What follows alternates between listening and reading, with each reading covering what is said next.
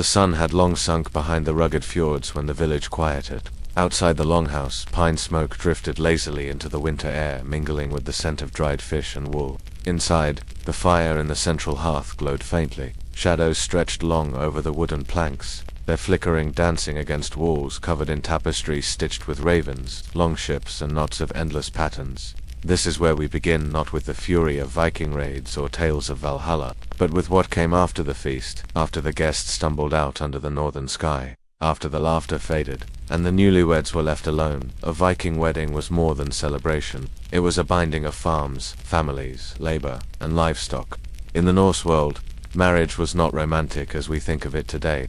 It was transactional, communal, and spiritual, all in one.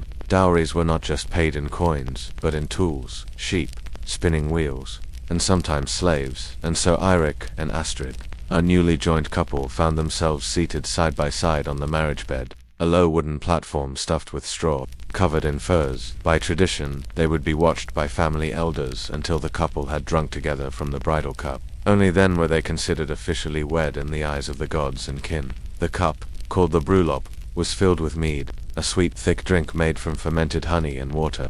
As they drank, they made solemn vows not just to each other, but to their ancestors, whose spirits were believed to linger in the wood grain of the home, in the bones buried under the hearth. But what happened after the ceremonial night? The next morning began early, because in Viking society, a new wife had duties that started with the first light. There was no lingering in bed, no romantic strolls.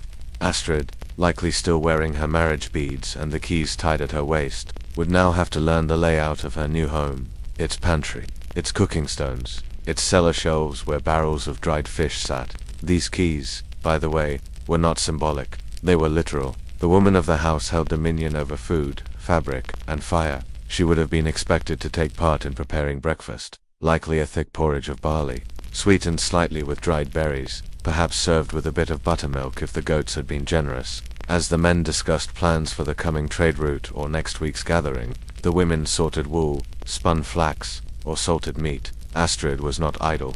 Her marriage meant her hands were now part of the household machine. There was a ritual, less talked about, that followed the wedding. The bride was to demonstrate her weaving skills, usually within the first week. It may seem dull, but in a society where every piece of clothing, sailcloth, and bed linen had to be handmade, a wife who could not manage a loom was a household liability. The act of weaving was seen as a kind of quiet magic.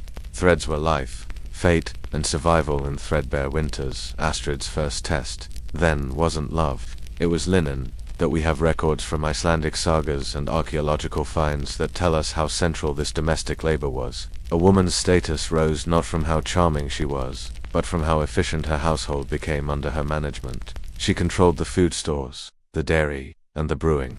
In a way, she was CEO of the Viking longhouse, though with more butter churning and fewer meetings. Her new husband Eirik wasn't idle either, but his role shifted more slowly. Marriage for Viking men meant the expectation of land management, law attendance at the Thing local assembly, and the duty to avenge family wrongs should they arise. Eirik may have spent his first post-wedding day checking the fences, tending to the livestock, or arranging a new trade of dried cod for pine tar. And yet, for all their practical concerns, Norse people were deeply spiritual. The newlyweds would have lit candles or oil lamps before the household gods, the Disir and Landveta, protective spirits of the home and the land. Offerings of ale or bits of food might be placed on a small shrine carved into a wall beam. Marriage wasn't just a social contract, it was a spiritual merger of ancestral lines. Every union was meant to produce more than children, it was meant to produce a legacy. Curiously, the next few days in a Viking marriage were spent mostly in observation. The bride's family would often stay nearby, sometimes even in the same longhouse for several nights after the wedding, watching how the bride was treated. This wasn't for gossip, it was for negotiation. If Astrid was mistreated, her brothers might demand compensation. If the dowry wasn't honored, it could result in a lawsuit at the next thing. Viking marriages were very much legal contracts, down to the way bedding was folded or which family received the wedding axe as a sign of peace. So, where does love come in? Interestingly, love wasn't absent, but it was expected to grow after marriage. Romantic feelings were not the foundation, they were the byproduct. You respected each other, worked together, and hoped that affection would develop over time. Letters and runes from the Viking Age show touching moments of tenderness, but only after years of shared hardship, births, losses, and winters spent beside the same hearth. And so, Astrid's second morning might be filled with silence as she swept ash from the fire pit or shook out the furs. She might already feel the weight of her new role. No ceremony prepared her for the pain in her hands from turning butter or the boredom of stirring porridge, while the wind howled outside. But she would do it, because to be a wife was to be a keystone in the arch of the Norse home. It may seem mundane, but the survival of entire families depended on the quiet industry of the first week of marriage. If the new bride failed at storing food, the children would go hungry. If the new husband failed to secure trade or protect the farm, the family could be raided. It wasn't love that made marriages strong, it was routine. And yet, in those routines, something deeper often bloomed. Something less spoken of in the sagas, but no less real. A glance over the dinner fire, a shared joke while scrubbing sheepskin, trust built not on poetry, but on scraped knuckles and shared chores. So as the couple spent those first few days finding their rhythm, one might wonder, did they ever really fall in love, or did they simply survive together long enough to become each other's whole world? Winter duties and the weight of keys. The rhythm of Viking life was not governed by clocks, but by the light and the seasons. After the first few days of marital ceremony and communal observation, the new couple quietly slipped into the everyday patterns of life. Winter was always near in the north, even in summer, and it loomed like a silent elder, reminding everyone to prepare or perish. Astrid, now fully immersed in her role as housewife, was no longer seen as a guest in Eric's longhouse. He was the father-woman of the house, and she had more than a symbolic role. The bundle of iron keys she wore at her waist wasn't ornamental. Each key opened something vital: a pantry, a chest of wool, a dried meat box, or a barrel of salted fish. These items were wealth, and control over them was power. Her days were not dramatic, but endlessly necessary. In the low light of early morning, she'd rise to stoke the hearth fire, using thin curls of birch bark and handfuls of dry moss. The fire must not die ever. It warmed the home, dried the wet clothes, boiled the soup, lit the evenings. If a woman allowed her hearth fire to go out, it was said to bring misfortune to the entire household. Superstition mixed with practicality in every corner of her duties. While men like Eirik might go hunting, checking snares in the forest, or inspecting the fjord for signs of incoming trade ships, Astrid would measure barley, soak grains, and churn butter. Butter making was a lengthy affair, requiring not just milk but consistency in temperature, patience in stirring, and strength to operate the churn itself. It was not uncommon for Viking women to spend hours bent over wooden tubs, hands raw and arms sore, just to fill a single jar. And while this may seem monotonous to modern ears, it was in these routines that Astrid began to shape her place within the household's silent hierarchy. You see, Viking longhouses were not occupied by a nuclear family alone. They were often home to extended family, servants, foster children, and sometimes even slaves. That meant Astrid had to quickly learn not only her physical tasks, but also how to navigate a delicate social web. Her position depended on her ability to command respect without appearing arrogant. She needed to instruct younger girls on how to card wool or dye linen without being resented. She had to oversee the grinding of grain, ensuring the hand mill was not misused or the flour wasted. In the evening, as meals were served, often a stew thickened with root vegetables and boiled fish, she watched how Eirik treated her in front of others. Did he praise her cooking? Did he mention how the cellar was better organized than in his mother's time? Did he hand her his cup first? A subtle but meaningful gesture of trust. These signs were everything. And yet Eirik himself was navigating his own expectations. Though his role was more public, more outward-facing, it carried its own weight. He had to manage laborers, represent the household at the next thing, and ensure their livestock didn't fall prey to wolves or illness. He needed to protect the home not just with a sword, but with social standing. Marriage in Viking society was less about two people and more about two machines being connected, machines powered by tradition, survival, and slow accumulation of responsibility. Even intimacy, when it came, was not about emotional fulfillment but practicality. Children were expected, and soon. A wife who bore sons increased her household's strength. Daughters, too, if well married, could build alliances, but pregnancies were dangerous. Mortality in childbirth was high. A new wife like Astrid had to consider this constantly. Every month she bled was another sigh of both relief and disappointment. And still, Life went on. In the second week, Astrid was given her first major task, managing the Smørhelg or butter weekend.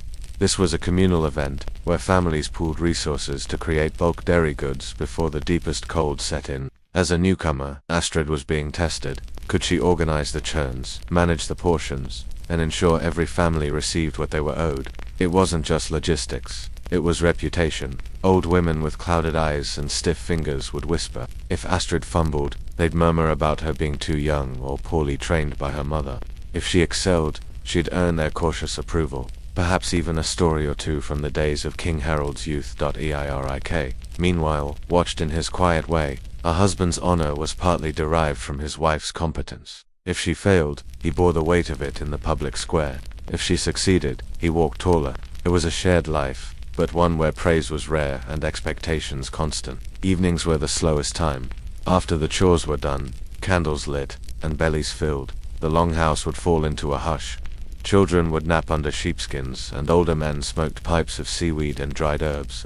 In that silence, stories were told, not the grand ones, but small, steady tales of harvests gone wrong or wolves driven off in the dark. Astrid listened more than she spoke, storing names, kinship ties, and warnings about neighbors. One night, as snow began to fall beyond the turf roof, she found herself alone with Eirik. It had been nearly 2 weeks since the wedding, and still, they barely knew one another. In Viking custom, words were few and deeds were many, yet something in the quiet of the fire invited speech. "Your father's axe," Astrid began softly. "It's hung above the door. Was he a warrior?" Eirik looked at her for a long moment. "He died at Lindisfarne.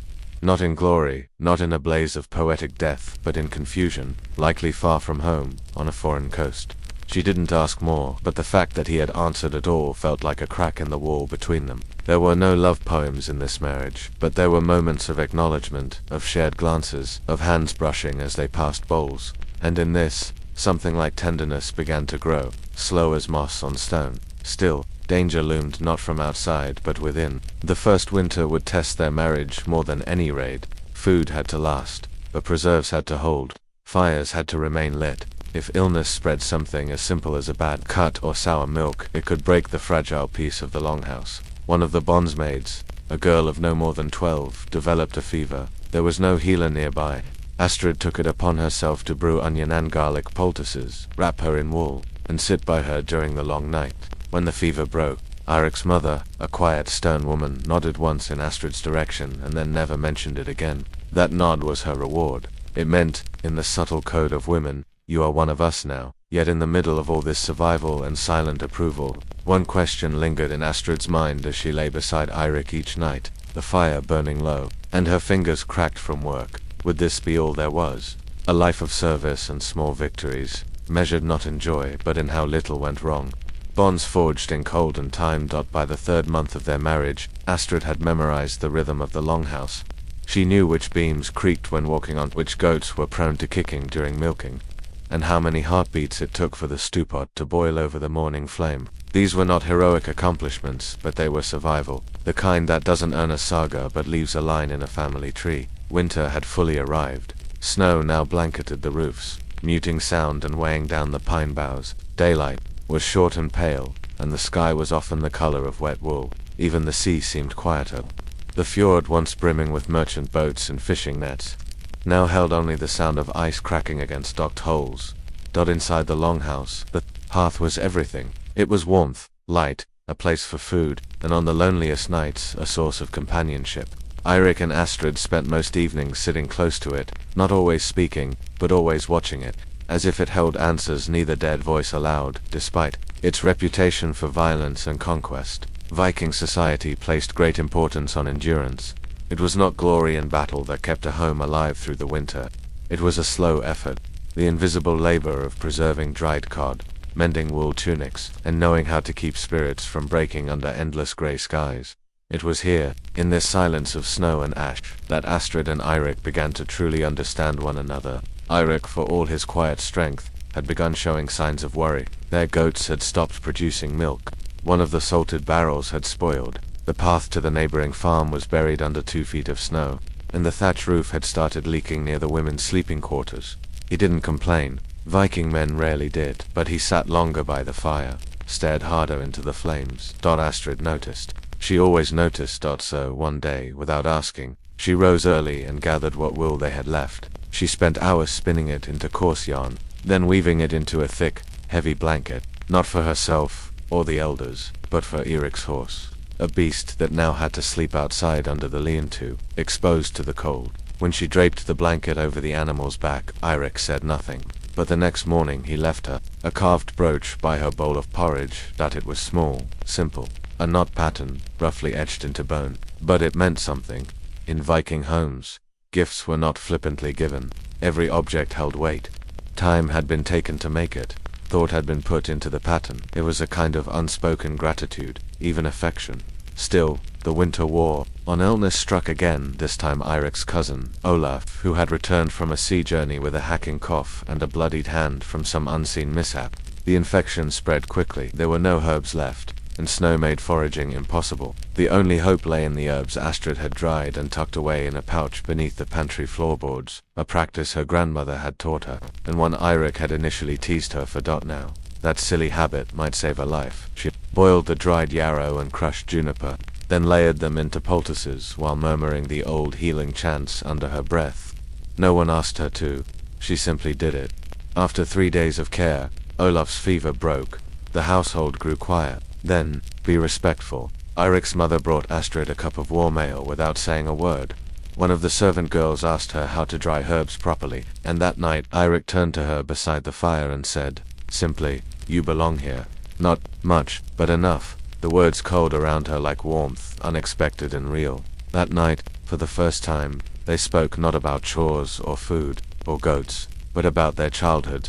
Eric told her about his first hunt, how he'd missed the shot and cried when no one was looking. Astrid told him about the time she'd dropped a full pail of milk and was too afraid to return home, so she slept in the barn with the chickens. They laughed softly, a rare sound in the longhouse. In the days that followed, they began working, more as a pair. Eric asked for her opinion on trading goods. She asked his help in managing the younger girls learning to weave.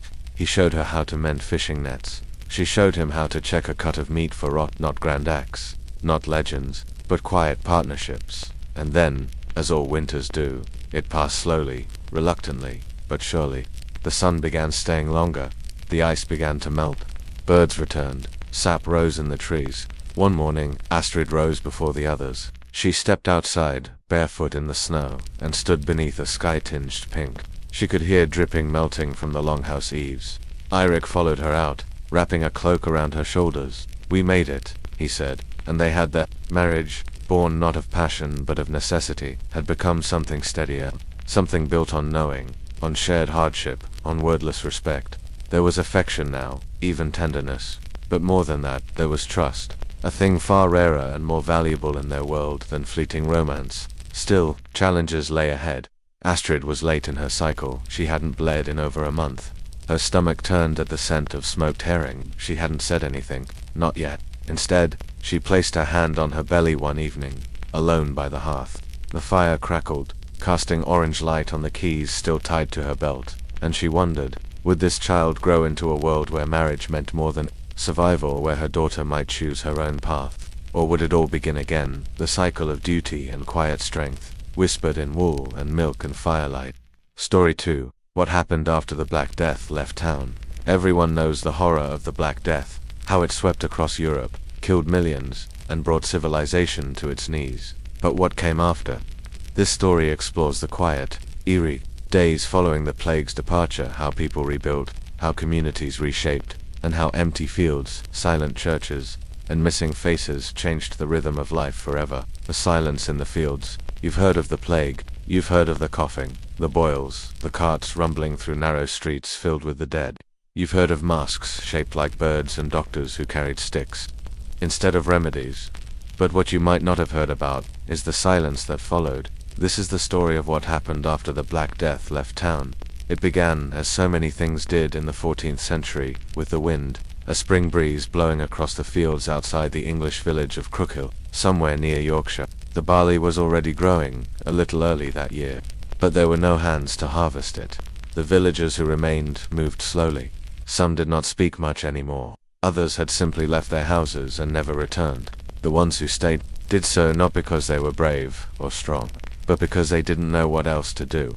In 1348, the Black Death had come like thunder, sudden, terrifying, unstoppable. Whole families vanished in days. The church bells stopped ringing not because there was no death, but because the priest had died, too. But now, in 1350, the deaths had slowed.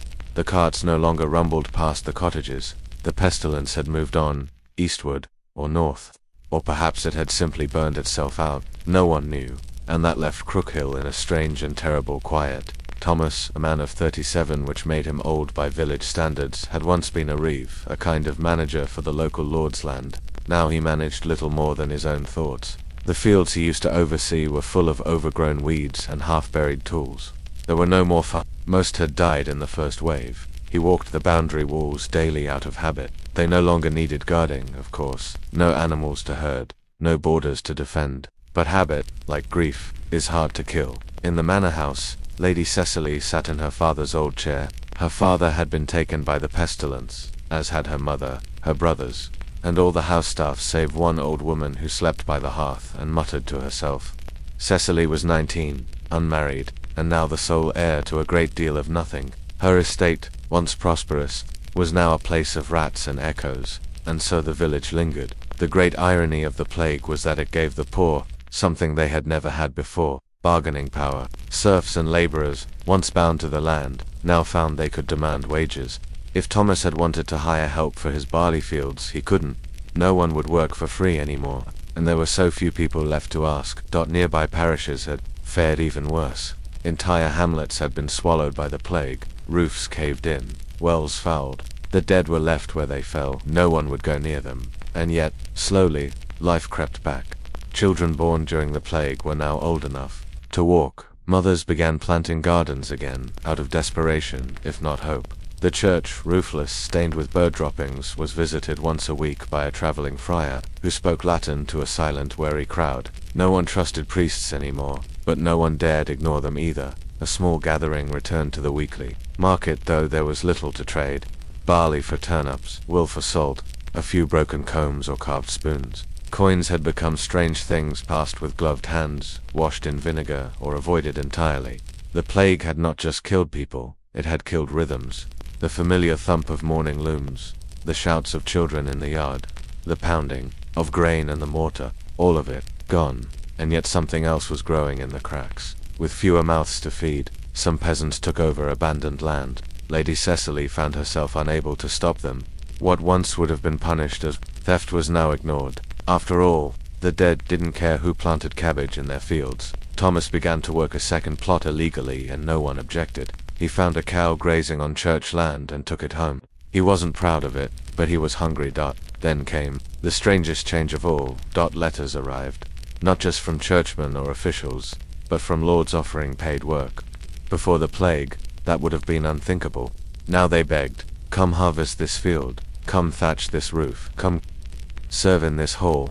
They even offered housing and food. It was as if the world had flipped. Freedom, once denied by tradition, was now sold out of necessity. Men who had never traveled beyond the next village now walked hundreds of miles in search of work. Women who'd never owned a comb now demanded wages for spinning wool. That the surviving villagers of Crookhill had a choice to make: remain among the ghosts, or follow the changing wind. Cecily noticed it first. Families of distant relatives or wandering laborers began arriving. Quietly they set up camp on the edge of her estate. They built makeshift homes. They hunted in her forest. At first, she considered expelling them. Then she realized she needed them more than they needed her. And so she offered something new: tenancy. A deal. They could stay as long as they gave her a share of what they grew. No forced labor, no oaths of fealty. Just an agreement between two sides who had both seen too much death. It was the beginning of something different, not quite modern, not quite feudal. Something in between. As for Thomas, he married a widow from a nearby village. Between them, they had 3 surviving children. The eldest, a boy of 9, was the first in Crookhill to return to school. A priest taught him Latin beside the graveyard, where the bones of the forgotten still whispered under the soil. Evenings returned. Fires were lit. Songs were sung again, though the lyrics were quieter, more subdued. No one sang of kings or glory. They sang of bread, of sheep, of surviving one more day. A new pattern was forming, a new normal. one built not on hierarchy and obligation, but on memory and resilience. Still, every so often, someone would cough and the whole room would fall silent. Because no matter how far the Black Death had gone, could anyone ever truly believe it would not return? Wages, warnings, and wandering souls. That the wind changed again in 1351. It carried the scent of damp, earth, and something else. Not of armies or plague carts this time, but of people. People on the road, people with nothing left behind them, people with no lord to answer to and no direction but forward. Like hundreds of other English villages, found itself at the center of a slow and quiet revolution. One not waged with swords or banners, but with spades and contracts. Wages, not wars, would reshape the landscape. Lady Cecily, still seated in her father's long chair, now kept scrolls instead of hunting dogs. She was no longer a noblewoman in the traditional sense. The land still bore her family name, but the power structure had changed beneath her feet. The families who'd returned to till the earth beneath her windows no longer bowed. They paid their dues in produce, yes, but not in loyalty. And Cecily, practical and watchful, chose not to protest, that it was a quiet negotiation. You bring the field back to life. I don't ask whose great-grandfather was once a serf here. There was a law, newly passed by Parliament in London, called the Statute of Labourers. It tried to freeze wages at pre-plague levels, to make it illegal for workers to ask for more, or to leave their parishes in search of better pay. But such laws meant little in the far corners of the countryside. Who would enforce it? The reeve had died, the sheriff had moved, the church had barely enough men to bury the dead, let alone oversee contracts. Thomas, once a reeve himself, read the decree aloud in the marketplace. He still kept a copy of the statute tucked into his boot. A joke, mostly. The paper crinkled with every step. No one listened, because reality was louder in Crookhill. Wages had tripled. A good ploughman could earn coin, a warm fire, and a place at the table. Shepherds were suddenly courted by rival estates. Women with spinning skills found themselves bidding on lords instead of the other way around. The rules had not changed officially, but they had changed entirely. And in the silence, left by the church and crown, a strange sort of freedom bloomed. There was a man who arrived in Crookhill with a limp and no name. He had worked in Norwich, he said, before the sickness emptied the city. He asked for nothing but a corner of the barn and a place at the soup pot. Cecily allowed it. Within weeks he was fixing fences, teaching the children how to shoe a horse. They called him Old John, though he was not yet 40. There was also a woman, Mab, from a village where the river ran backward, or so she claimed. She was a midwife, a bone healer. Before the plague, her presence would have drawn whispers of witchcraft. Now, people gave her bread and a bed. In return, she tended to the sick, boiled herbs for the coughing, and stitched wounds torn by axes or animals. With every new arrival, Crookhill grew more alive, but also more uncertain. Not all who came were honorable. A pair of men arrived on a foggy evening claiming to be royal agents, demanding food and coins on behalf of the crown. They carried forged seals and rusting swords. Thomas met them at the edge of the market with 6 villagers carrying pitchforks. The men left before sunset. There was no law really, only consensus. The priest, Father Anselm, had returned, barely recognizable. He was thinner, with a rattle in his lungs and deep hollows in his cheeks. He no longer preached fire and damnation. Now he spoke softly about mercy, about rebuilding. He no longer cared if a man had confessed every sin or just some. "You're breathing," he would say. "That's more than most." Even religion had softened. And yet, for all this change, the past clung tightly. The graveyard grew wild. No one had the heart to maintain it. Grass covered the stones. Names faded into the weathered rock. Children ran past it on dares. Adults avoided it entirely. Every once in a while, someone would dream of the dead calling out the name of a lost wife, a child, a brother. Lady Cecily kept her mother's rosary beneath her pillow. She hadn't prayed in weeks, but she still held the beads at night, counting them like grains of wheat. Then came a new fear, that the plague would return. Reports filtered in from distant ports. Ships still docked with skeleton crews. Markets reopened in London only to close again days later.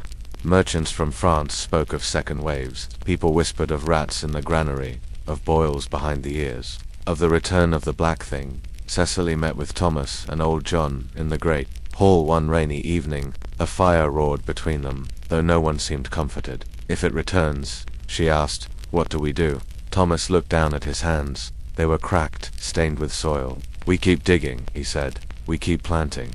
Until, we can't, said old John, and no one disagreed. There was talk of building a second well. Clean water, everyone said, had saved more lives than prayer. There was talk of burning out the rat nests, of keeping cats fed and inside.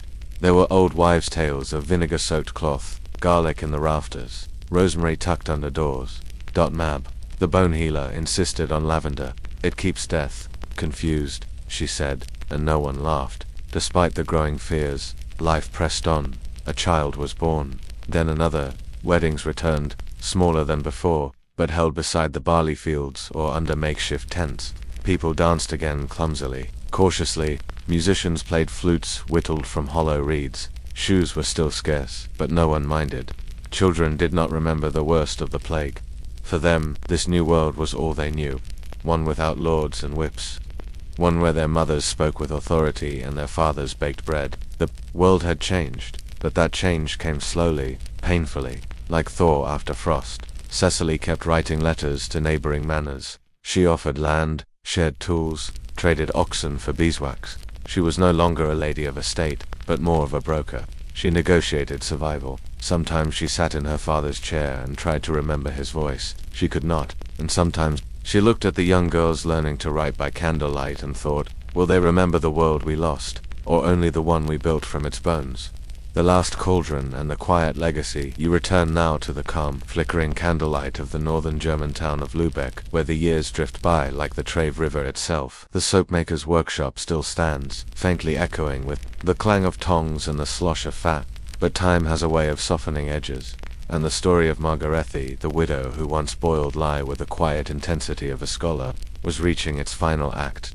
By the end of the 1330s, Lübeck had swelled into a humming center of trade within the Hanseatic League. Ships offloaded pepper, wool, and fish in its docks, while behind narrow timbered facades, merchants carefully scribbled accounts in ink that faded even as their wealth grew. But not everyone who lived in Lübeck was concerned with balance sheets, or barrels of salted cod. In a humble stone house near Glockengeerstraat, Margarethi, once an orphan daughter of a flax combiner, was now nearing her 60th winter, and in the strange arithmetic of the medieval world, that was a remarkable age. No longer in the bustling rhythm of market mornings, she had passed the torch quite literally to her granddaughter Anke, who now stirred the cauldrons with the same methodical wrist movement that Margarethi had perfected over decades. Anke was curious in a way her grandmother had never been allowed to be. She asked questions about why ashes made soap, about how lye interacted with fats, about the difference between olive oil from Italy and goose fat from the edge of the Baltic. She read too furtively at first, but later more openly as literacy crept even into the artisan classes. Margarethi watched with quiet pride, but also a trace of wariness, for in her time, too many questions had never led to safety. Still, one does not make soap for half a century and not leave an imprint on a town. In 1341, the Lübeck Council began discussing a curious proposal, a written regulation for trades, a Zoonvattenang for soapmakers. It was a dull document, full of limits on vat sizes, fat sources, and penalties for selling impure products. But on the fifth line, scribbled in cramped Latin-tinged Low German, was a name: Margarethi Siphonsee Darin, Margarethi, the soap maker. Not a noblewoman, not a merchant, but a widow who had labored through famine, frost, and plague to keep her business alive. She had taught the town not just how to wash better, but how to measure, how to test consistency, how to store away bars through damp winters so they'd not rot or melt. She never considered herself remarkable, but someone on that council, perhaps a merchant who once bought her mint soap for his itchy child, had remembered. But even legacy, once written, fades quickly in the shadow of something as world-shaking as what came next. In the summer of 1349, the pestilence arrived, though rumors had reached Lübeck by ship from Flanders, of bodies stacked like wood in Ghent, of priests dying in Bremen. Many dismissed it as exaggeration. Margarethi had seen panic before, seen fields empty during the famine of 1315, but even she could not have imagined the strange hush that descended over Lübeck in August. Rats, some said.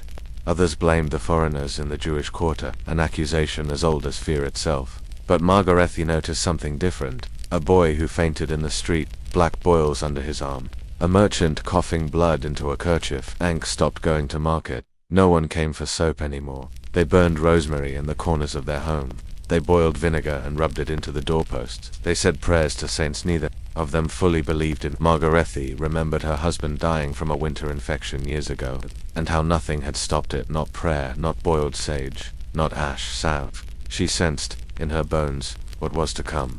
One by one, her neighbors disappeared. By November, over a third of the population had perished. Corpses lay shrouded in alleys, and the gravediggers wore masks soaked in herbs.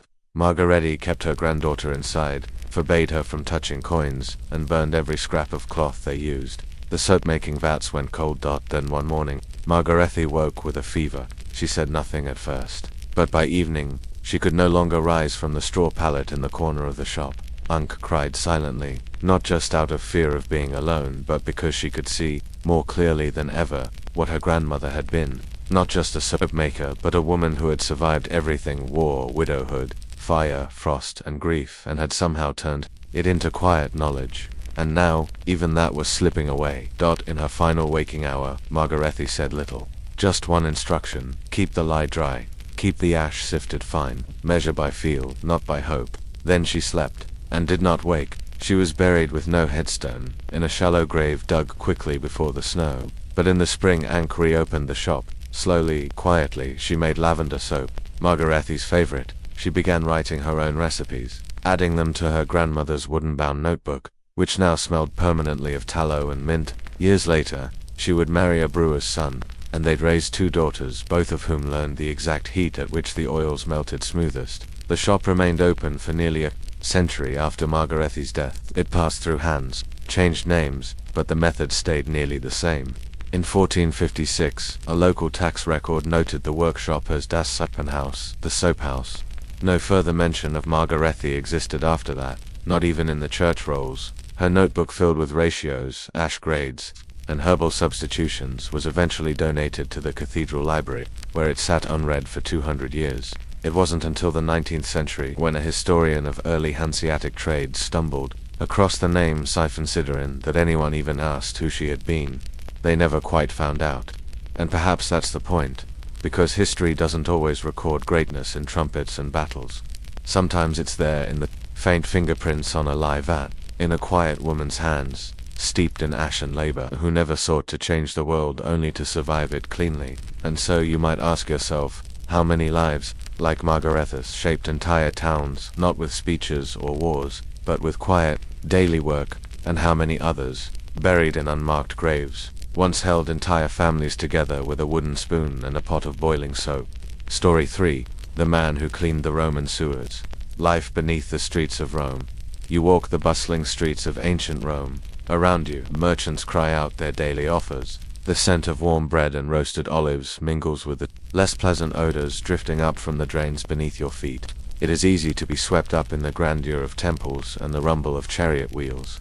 But what you don't see, that no one really talks about, is what lies beneath. There, in the bowels of the city, another world thrives. This is the story of Gaius Vectius, a man you've likely never heard of, and yet he spent his life making the Roman Empire function. His job, cleaning the Cloaca Maxima, the greatest sewer of Rome. His name doesn't appear in textbooks. He did not fight in great wars or pen famous scrolls. He cleaned day after day, month after month, year after year. But without him, and others like him, Rome would have drowned in its own waste.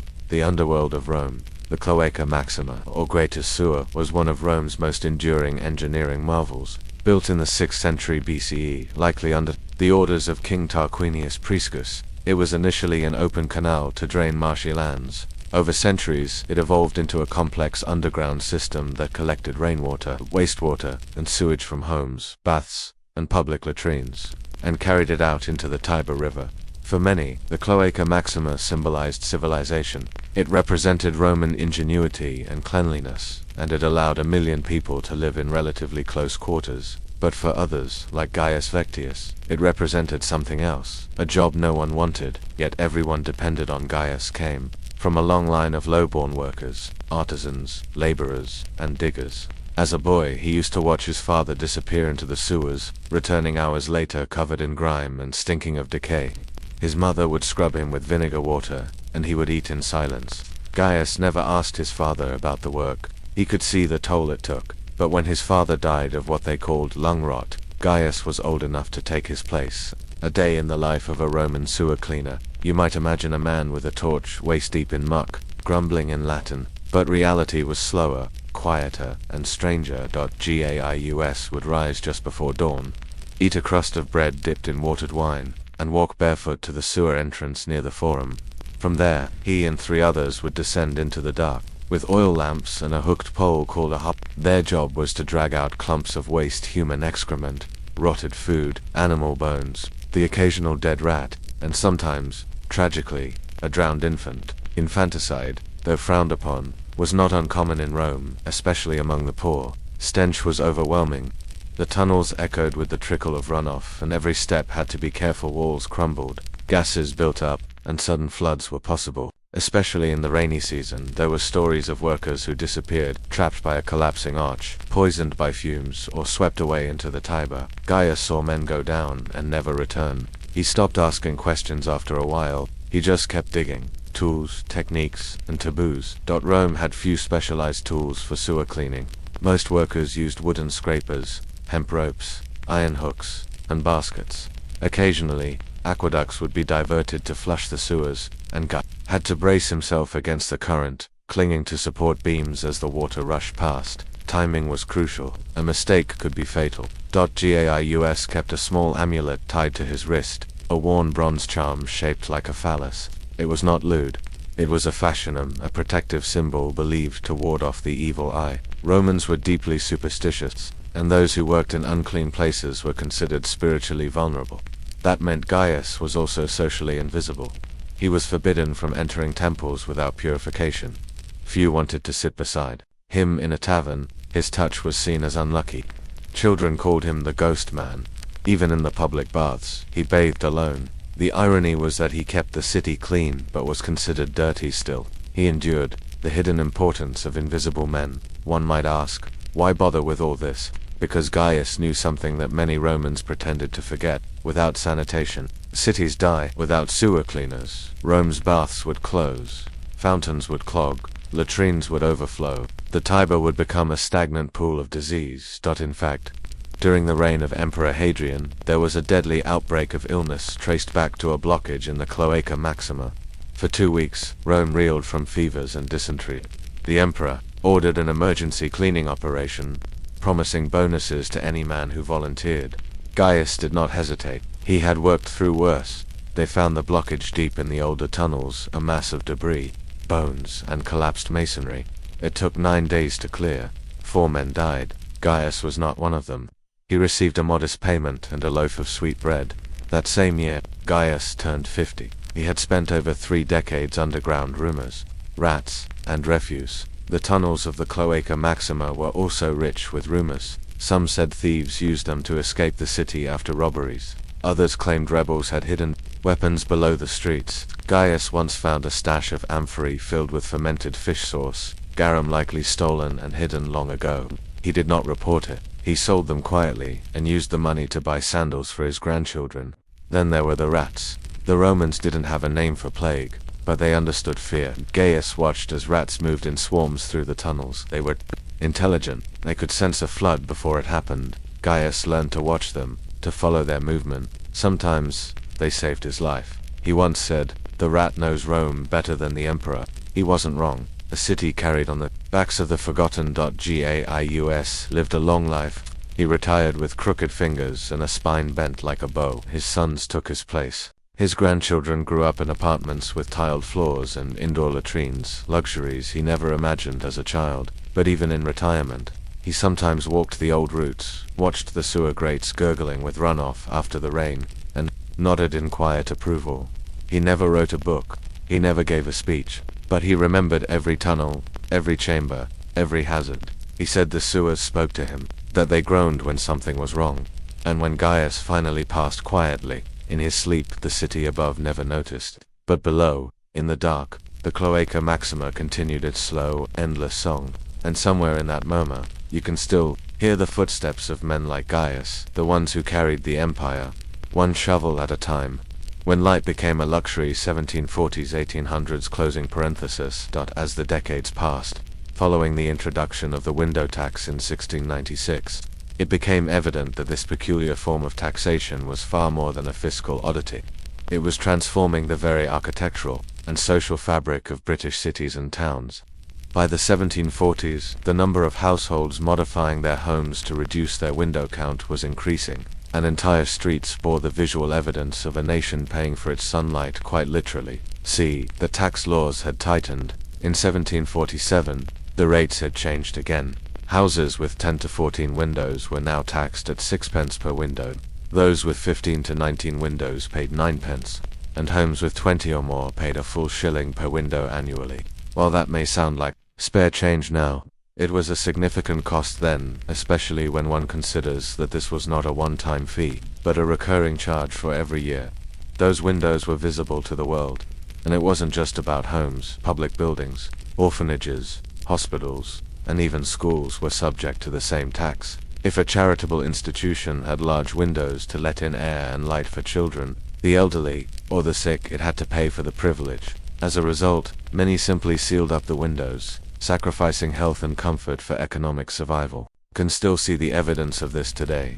In cities like Bath, London, and York, rows of grand Georgian homes with elegant symmetry, interrupted by bricked-up rectangles where windows once were. Some builders even designed homes with false window spaces so the architecture appeared consistent with the time's taste, but the space was filled in from the start. To avoid the dreaded tax, let's pause for a moment to imagine this. A well-to-do family in 1750, residing in a spacious London townhouse. The family has 15 windows, but the tax, recently increased again, is starting to pinch. They make the difficult decision to brick up 5 of their windows. The drawing room, once bathed in morning sunlight, is now dim and drafty. The children's nursery becomes stuffy and stagnant in the summers, but the family saves money. They are, in the eyes of many, being practical now. Consider their neighbors' working-class families with much smaller homes. Some of these homes only had 4 or 5 windows to begin with, and yet they too were taxed. The tax burden was proportionally heavier on them than on their wealthier counterparts, and since they couldn't afford to make architectural changes, they often lived in houses where the windows were simply boarded up or where curtains were kept permanently drawn to avoid attention from tax inspectors. The poorest households in tightly packed cities like Manchester or Liverpool lived in buildings that might be called tenements or lodging houses. In these homes, dozens of individuals, sometimes multiple families, were crammed into poorly ventilated, ill-lit rooms. But these homes too were taxed by the number of windows, regardless of the number of residents. This led to a common and deeply unhealthy practice: landlords bricking up windows to reduce taxes, often without considering the tenants' need for light and fresh air. In a pre-electricity era, where candles and oil lamps were expensive, and ventilation was essential to health, this decision had direct consequences. Diseases such as tuberculosis, then known as consumption, thrived in such environments. The crowded, damp, airless rooms became breeding grounds for illness. The lack of sunlight also contributed to rickets in children, a bone-softening disease caused by vitamin D deficiency. Despite these issues, Parliament continued to uphold the tax. The reasoning was still based on the same assumptions. Windows were a luxury, not a necessity. The aristocracy grumbled but paid. The middle class adapted, and the working poor suffered in silence. Those who objected faced fines or property reassessment. Interestingly, the tax also created a new profession, the window assessor or tax inspector. These individuals, often resented by the public, were charged with counting windows on homes, and ensuring that no one was dodging the tax by secretly reopening bricked-up windows. People sometimes hid their windows behind fake walls, or even created elaborate shutters that could be disguised as masonry when closed. One of the most ironic developments during this period was that, in a nation famous for its fog and drizzle, people now longed for even a sliver of light. British architecture shifted to smaller, narrower windows. Some buildings had windows placed high on walls or hidden behind chimneys just to minimize taxation. Entire aesthetic movements in building were altered by fiscal policy. There were protests, of course, in 1750 and again in the 1790s. There were small but passionate public campaigns to repeal the window tax. Pamphlets were published, often bearing dramatic titles like "A Tax on Light and Air" or "A Duty Upon God's Sunlight." Poets lamented the darkness of their rooms.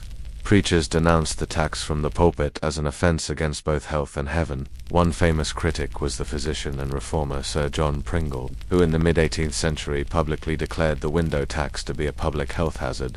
He argued that the lack of light and ventilation was a direct cause of the spread of disease. His medical writings on this subject would later influence urban planning in the 19th century. Even though the tax remained firmly in place, by the early 1800s, there were whispers that change might come. Yet instead of repealing the window tax, Parliament doubled down. In 1808, to cover mounting war debts from the Napoleonic Wars, the government increased the tax again. Now, even smaller homes with just 7 or more windows were taxed. Once again, poor families suffered most. Entire streets in Birmingham and Nottingham went dark, but something else was happening too. A slow rebellion of architecture. Builders began constructing homes with internal walls thinner than ever before, allowing light to travel from one room to the next. Some designed blind windows, decorative spaces that appeared to be windows from the outside, but had no actual opening. The illusion was enough to keep up appearances, especially in upper-class neighborhoods, where symmetry was fashionable. In wealthier homes, mirror placement became an art, carefully angled to reflect light into windowless parts of the house. Gardens were moved or designed to maximize the path of the sun. In poorer areas, however, candles and soot-covered lanterns remained the only option. People adjusted, but they did not forget. By the end of the 18th century, some cities had entire districts where every second or third window had been bricked up, a physical and lingering testament to the grip of the window tax. And yet, the tax still stood by 1810. It had been in place for over 100 years.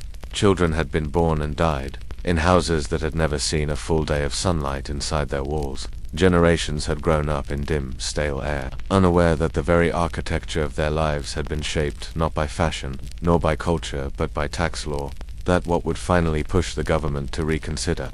And how did a simple tax meant to replenish war funds end up darkening the daily lives of millions for over a century? The quiet collapse of a regime. By the spring of 1917, the Russian Empire was already more a relic than a reigning power.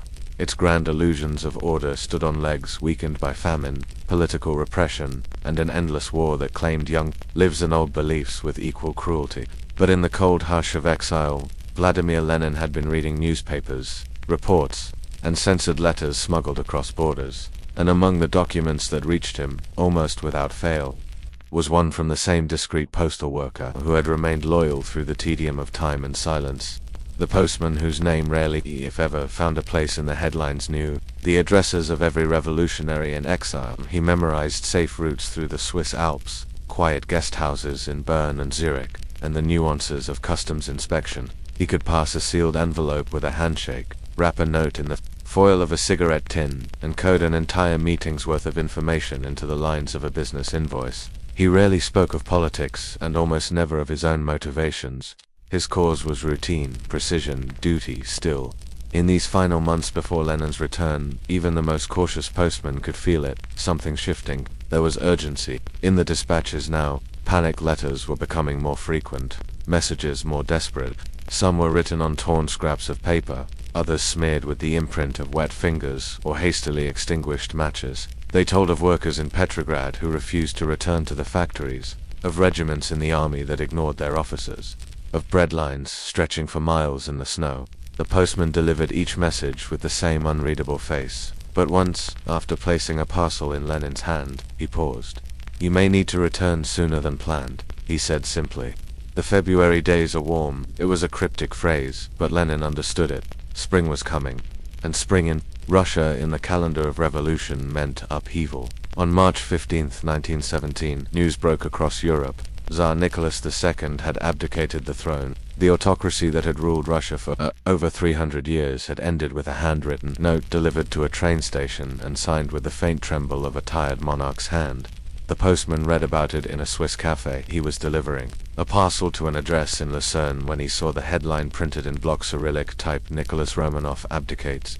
For a moment, the quiet man with the satchel and wool cap did something unusual. He sat down and read the entire paper, from top to bottom, not for pleasure, but for certainty. Lenin, too, received the news that day, but where others rejoiced or panicked, he paced. The postman observed this from the corner of the room, sitting quietly near the door. "They think it's over, Lenin," muttered, "They think the provisional government will hold, but this is only the beginning." Within hours, letters flew back and forth across borders, requesting permission for Lenin and others to return to Russia. But how they were still enemies of the state in the eyes of some, and the war had made travel nearly impossible. The postman did not comment, but 2 days later, he delivered a set of German diplomatic documents that proposed a peculiar idea: the sealed train. The sealed train was not, in fact, sealed in the literal sense, but symbolically, it was everything the word suggested: a moving capsule of revolution, passing from the safety of exile into the chaotic heart of a nation in collapse. Arranged through a strange truce between ideological enemies, the German Kaiser hoping that Lenin's return would destabilize Russia further and remove her from the war. The train was to carry 32 revolutionaries across hostile territory. Once again, the postman appeared. He did not board the train, that was not his role, but he delivered the final packet of route maps, German approvals, and coded travel papers to Lenin's companion. He checked the stamps, verified the wax seals, double-checked the clock, and then, at precisely 3:05 p.m. on April 9, 1917, he nodded once and turned away, walking down the platform without watching the train pull away. He would never see Lenin again. Back in Russia, the postman's name disappeared entirely. Records do not mention him after 1917, though some speculate he returned to a quiet post in a neutral country. Others believe he retired, his work complete.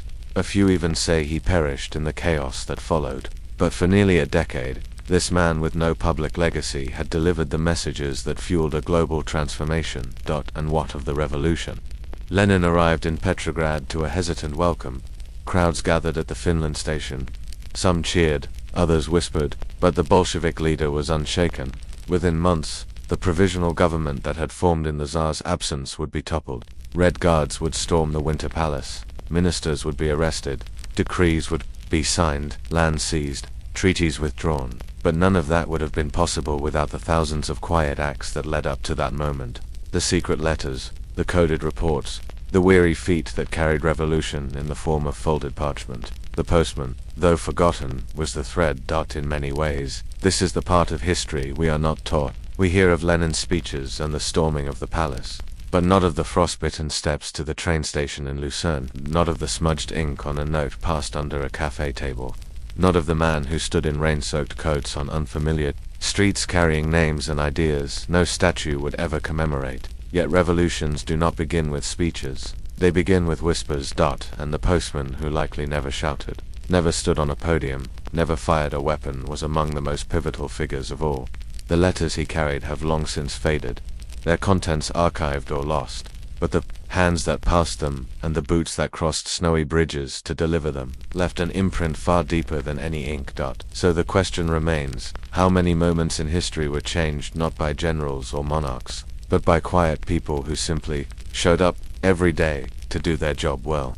The bread tax rebellion, how a loaf changed French history. Crumbs of discontent. In the quiet corners of pre-revolutionary France, you might have heard the sharp crack of a crust being torn or the weary sigh of a housewife staring down a hap of stale bread. In 18th century rural and urban France, bread was more than just food, it was life itself, and by the 1770s, that life was becoming increasingly unaffordable. The story of the bread tax rebellion, a term not often taught in schools, begins not with the roar of revolution but with the silent, agonizing hunger of peasants and laborers. By the time Louis XVI ascended the throne in 1774, the kingdom was already teetering under the weight of its own inefficiencies. Decades of poor financial planning, ongoing war debts, and heavy reliance on an antiquated tax system created a powder keg, but the spark was bread. Bread was the staple food for nearly every French citizen. In urban areas like Paris, it accounted for over 75% of a worker's daily calorie intake. A family could easily spend more than half of its income just on this one item. So when grain prices spiked due to poor harvests in 1774 and 1775, it wasn't a distant problem, it was a personal catastrophe. You might imagine the French countryside during these years as a picturesque, peaceful place with rolling fields and neatly plowed rows. But life for the average peasant was back. Families survived on thin porridge, bitter roots, and black bread made with questionable ingredients like ground-up acorns or dried beans, anything to stretch the flour. Taxes were not paid in coin, but in crops, livestock, and labor. The nobility, exempt from many levies, enjoyed fine white loaves and buttery pastries. Their tables filled while peasants gnawed on bark bread. At the heart of the crisis was Torgau, Louis XVI's Controller General of Finances, a reformer with Enlightenment ideals. He believed in free trade of grain, the removal of price controls, and liberal economic principles that promised long-term prosperity. But as grain exports increased and bread prices soared domestically, the people grew angry, very angry.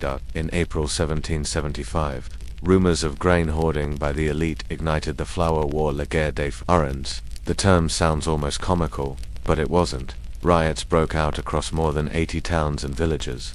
Angry mobs stormed bakeries, markets, and storehouses, demanding fair prices or simply looting bread altogether.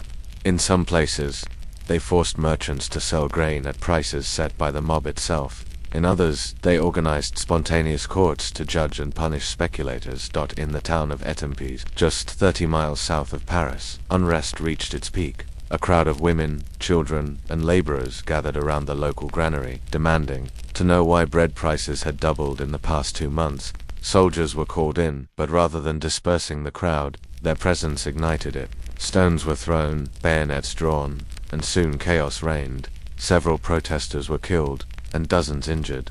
The dead weren't martyrs in the eyes of the crown, but in the hearts of the hungry, they were heroes. Turgot, though sympathetic in theory, believed the uprisings were irrational. He dismissed the events as spontaneous outbursts, failing to grasp the depth of desperation among the people. His refusal to reinstate price controls enraged both commoners and members of the court. Marie Antoinette, already despised by the people for her extravagant tastes, reportedly showed little interest in the crisis, though the infamous "let them eat cake" phrase is most likely apocryphal. The king, unsure and weak-willed, wavered.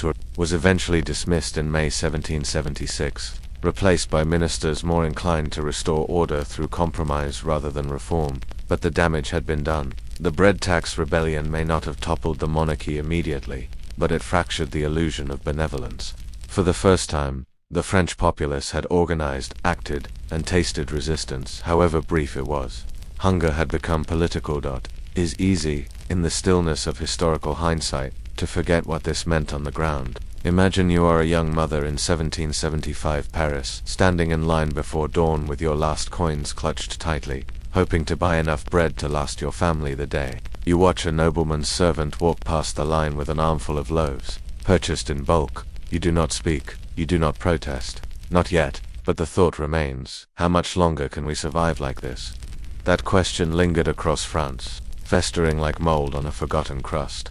Rising tensions and the growing hunger. The spring of 1775 had barely settled, when the fragile calm in France shattered under the weight of growing discontent. What began as whispers in market squares, the frustration over soaring bread prices, soon spilled into open defiance. The flour war, as historians would come to call it, was more than just an uprising against a tax. It was a symptom of a deeply fractured society struggling to feed itself, and a kingdom teetering on the edge of collapse. The economic and social pressure cooker. To understand the rebellion's intensity, we must first grasp the economic pressures, squeezing the French peasantry and urban poor since the early 1700s.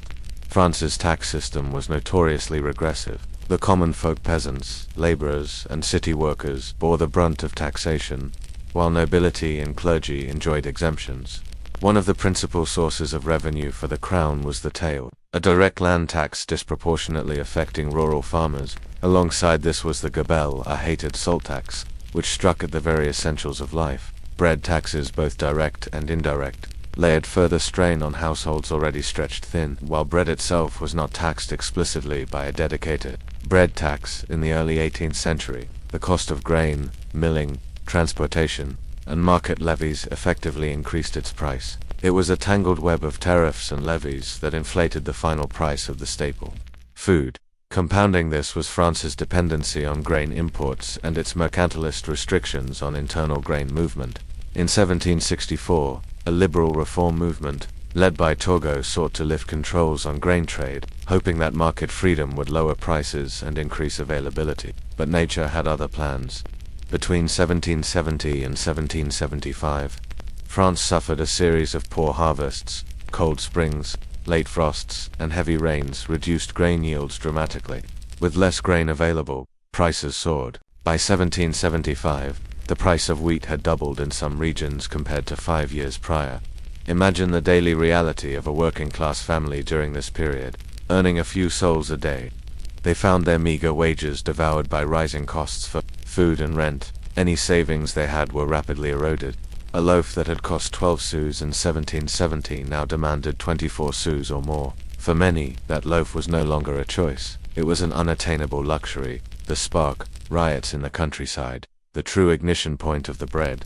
Tax rebellion was the widespread belief that grain merchants and millers were hoarding supplies to artificially inflate prices. While some of these accusations were exaggerations or misunderstandings, the perception was powerful. In villages like Beauvais, Rouen, and Amiens, crowds gathered outside grain warehouses. Groups of women, often led by fiery matriarchs, confronted officials and merchants. They demanded that grain be released at fair prices, and, when refused, resorted to breaking down doors, seizing sacks of flour, and distributing it among the hungry. One such incident occurred in the village of Saint-Germain-en-Laye, where a mob of nearly 500, many wielding farming tools and kitchen knives, surrounded the local mill. The miller, under siege, barely escaped. With his life, authorities were slow to respond, often sympathizing privately with the rioters' plight but powerless to enforce order without bloodshed. Meanwhile, word of the unrest traveled quickly. Nearby towns braced themselves. The uprising wasn't isolated. It was a contagion of fear and desperation. Urban unrest, Paris and beyond, while much of the early rebellion was rural. The unrest soon spilled into cities. In Paris, the heart of the kingdom and home to roughly 600,000 souls, bread was the fuel of survival and of revolution alike. Markets like the Les Halles, bustling yet strained, became the epicenter of protests. On April 1, 1775, an event known as the March of the Women saw thousands of city dwellers flood the streets, chanting demands for affordable bread. Women carried baskets, sometimes empty, as a symbol of hunger. They confronted bakers and grain merchants, calling them profiteers and traitors. The city's police forces struggled to keep order. Soldiers were deployed to patrol market squares and guard granaries, but their presence often inflamed tensions rather than calming them. One notable confrontation occurred near the Pont-Neuf, where a crowd attacked a convoy of grain carts, fearing the goods were destined for export rather than the starving populace. Stones flew. The mayor intervened with promises of investigation, but trust was gone. Royal response, hesitation, and missed opportunities. King Louis XVI was caught in the maelstrom with little direction. His advisors were divided. On one side stood reformers, like Turgot, advocating economic liberalization and the reduction of royal interference. On the other stood conservative factions, pushing for stronger controls and punishment of rioters. The king himself was indecisive and deeply worried. Bread riots in 1725 and 1740 had been warnings, but the 1775 unrest was unprecedented in scope and fervor. Turgot, maintaining his faith in laissez-faire principles, refused to restore price controls or intervene directly in grain markets. His stance was that the market would correct itself, and that any interference would only worsen shortages. This position, while logical in the abstract, failed to account for the lived reality of hungry families. It ignored the social contract that rulers held with their subjects, protection and basic sustenance. As riots escalated, Louis XVI dismissed Turgot in May 1776. His replacement, Jacques Necker, took a more conciliatory approach but was limited by entrenched court politics. The human cost, starvation and suffering. The bread crisis was not just about economics, it was a matter of life and death. Records from the period recount countless instances of families reduced to eating tree bark, grass, and even rodents. Infant mortality surged. Reports from hospitals and parish registers reveal spikes in malnutrition-related illnesses. In one particularly harrowing account from the village of Falaise, a local priest wrote to his bishop, describing children whose bellies are swollen, and eyes dull, whose cries go unanswered because there is no milk nor bread for them. Hunger also changed behavior. Crime rates rose as desperate individuals resorted to theft and robbery. Social bonds frayed, and neighbors once friendly became wary of each other's survival strategies. Seeds of revolution. While the bread tax rebellion did not topple the monarchy outright, it planted seeds that would grow over the next 15 years. For the French people, it was a glimpse of the power they could wield when united in protest. It was also a demonstration of how disconnected the royal government was from the realities of ordinary life. The crisis fractured the myth of the benevolent king. The opulent court at Versailles seemed oblivious as commoners starved. Scandals, like Marie Antoinette's extravagant spending, whether true or exaggerated, only deepened resentment. The uprisings also provided a blueprint for later revolutionary action. Organized crowds, targeted attacks on symbols of economic oppression, and vocal demands for justice would become standard tactics in the 1789 revolution. That as you sit quietly, imagining the cracked loaves and empty bellies of that era, consider this. Bread was never just food in France. It was a symbol of life, fairness, and social contract. When the loaf became scarce and expensive, so too did the patience of a nation. How many revolutions have begun not with swords but with hunger? And how does a simple loaf of bread come to carry the weight of an entire people's despair? The turning point and its legacy, the bread riots of 1775, sometimes overlooked in the grand sweep of French history, were a clear warning. They revealed a kingdom in crisis, one where the very fundamentals of daily survival had become political explosives. But while the initial uprisings were quelled with force and some minor reforms, they marked the beginning of a slow but inexorable path toward the French Revolution, which would erupt just over a decade later.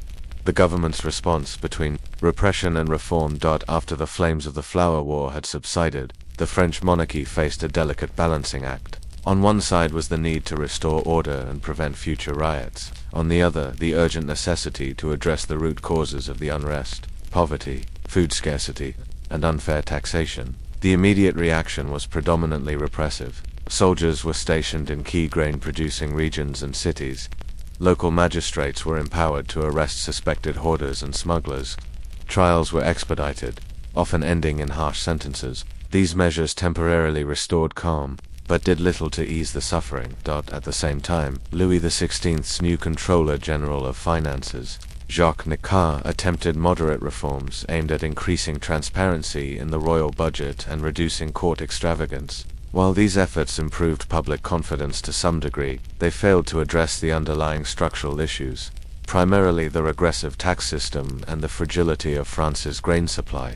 Furthermore, the government faced the paradox of liberalizing grain trade to stabilize prices, while fearing that such freedom might encourage exports during domestic shortages. This indecision prevented effective policy from taking root. The social and psychological impact, the memory of the bread tax rebellion, lingered deeply in the collective psyche of the French people. Stories of families starving, of violent confrontations, and of soldiers firing on desperate crowds circulated widely. This was a people who understood very intimately that food security was inseparable from justice. For peasants and urban workers, the bread crisis underscored the sharp inequality in French society. The nobility continued their lavish banquets, the clergy dined on fine foods, and the royal court flourished in Versailles, while the majority struggled for survival. This glaring disparity fueled resentment, eroding the traditional deference to authority. The bread riots also fostered a sense of empowerment. For the first time in decades, perhaps centuries, common folk realized that collective action could make the crown respond. The spontaneous, sometimes violent, mobilizations were a form of early grassroots political expression, raw, unpolished, but undeniably powerful. The road to revolution. Fast forward to 1789. France was once again gripped by hunger, economic turmoil, and political uncertainty. This time, the memory of the bread tax rebellion was vivid. When King Louis XVI convened the Estates General in May 1789, grievances from all estates poured forth. The cahiers de doléances, the lists of complaints submitted by towns and villages, were filled with demands for fair taxation, relief from food scarcity, and justice for the poor. The Women's March on Versailles in October 1789, where thousands of women marched over 12 miles demanding bread, was a direct echo of the 1775 uprisings. The demonstration culminated in the royal family's forced relocation to Paris, signaling a profound shift in the monarchy's power. Historians often emphasize political ideologies and Enlightenment philosophies in explaining the French Revolution, but the undeniable truth remains: hunger was a constant companion. The simple desire to have enough bread to eat was a revolutionary act. Architectural and cultural aftershocks. Interestingly, The bread tax rebellion also left its mark beyond politics and society. The fear of bread shortages influenced agricultural policies for years to come. French rural landowners, seeking to avoid future famines, experimented with crop diversification and storage improvements. Early efforts at grain reserve management were tested, though inconsistent. Culturally, the rebellion inspired poets, writers, and artists who grappled with themes of poverty and injustice. Voltaire, Diderot, and Rousseau, though earlier thinkers, found their critiques of inequality gaining new resonance among audiences who now understood suffering on a visceral level. Lessons in hunger and governance. Reflecting on this period, several lessons stand out. First, the fragility of subsistence economies. When a nation depends overwhelmingly on a single staple like bread, it becomes vulnerable to natural fluctuations and market manipulations. Without safeguards, society can unravel quickly. Second, the failure of leadership to connect with the realities of its people. Louis XVI and his advisors, for all their intellect and intent, remained distant and unable to bridge the gap between court life and the streets. The disconnect bred mistrust and despair. Third, the power of collective action, even when disorganized and chaotic. The 1775 bread riots were not led by philosophers or politicians, but by everyday people united by hunger. This unity, though crude, planted seeds of change. The end of the old regime. The bread tax rebellion did not alone bring down the Ancien regime, but it exposed its fault lines. Over the next 14 years, economic hardship, fiscal crisis, and social unrest continued to grow, culminating in the storming of the Bastille and the French Revolution.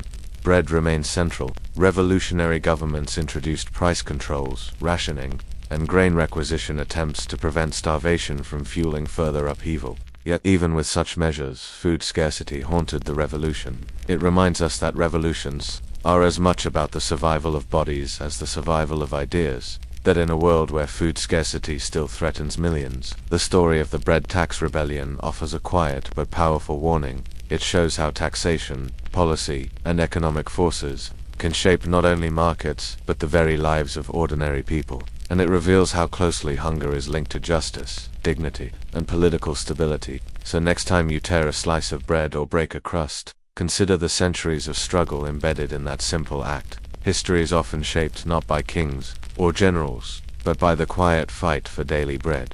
What other hidden threads of history are woven into the food we eat? And how might understanding them help us build a fairer future? Story 5. The Great Plague of Marseille, when a ship brought death to Europe. The arrival of the Grand Saint-Antoine in the summer of 1720. The bustling port city of Marseille stood as one of the busiest gateways to France and Europe. Ships arrived daily, carrying goods, spices, and sometimes passengers from across the Mediterranean. Life hummed along with the tides, but lurking beneath the surface of commerce and celebration was an invisible threat that would soon plunge the city into chaos. The story begins with the arrival of the merchant ship Grand Saint-Antoine laden with a precious cargo of cotton, silk, and other valuable commodities from the Levant. What the merchants and customs officials did not know was that the ship also carried something far more deadly: plague-infected rats and fleas.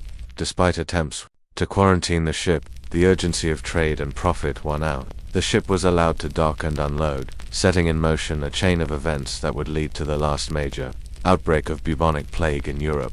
The narrative unfolds with meticulous detail about daily life in Marseille, the port routines, the social dynamics of the city's inhabitants, and the gradual, almost imperceptible spread of disease that would change everything.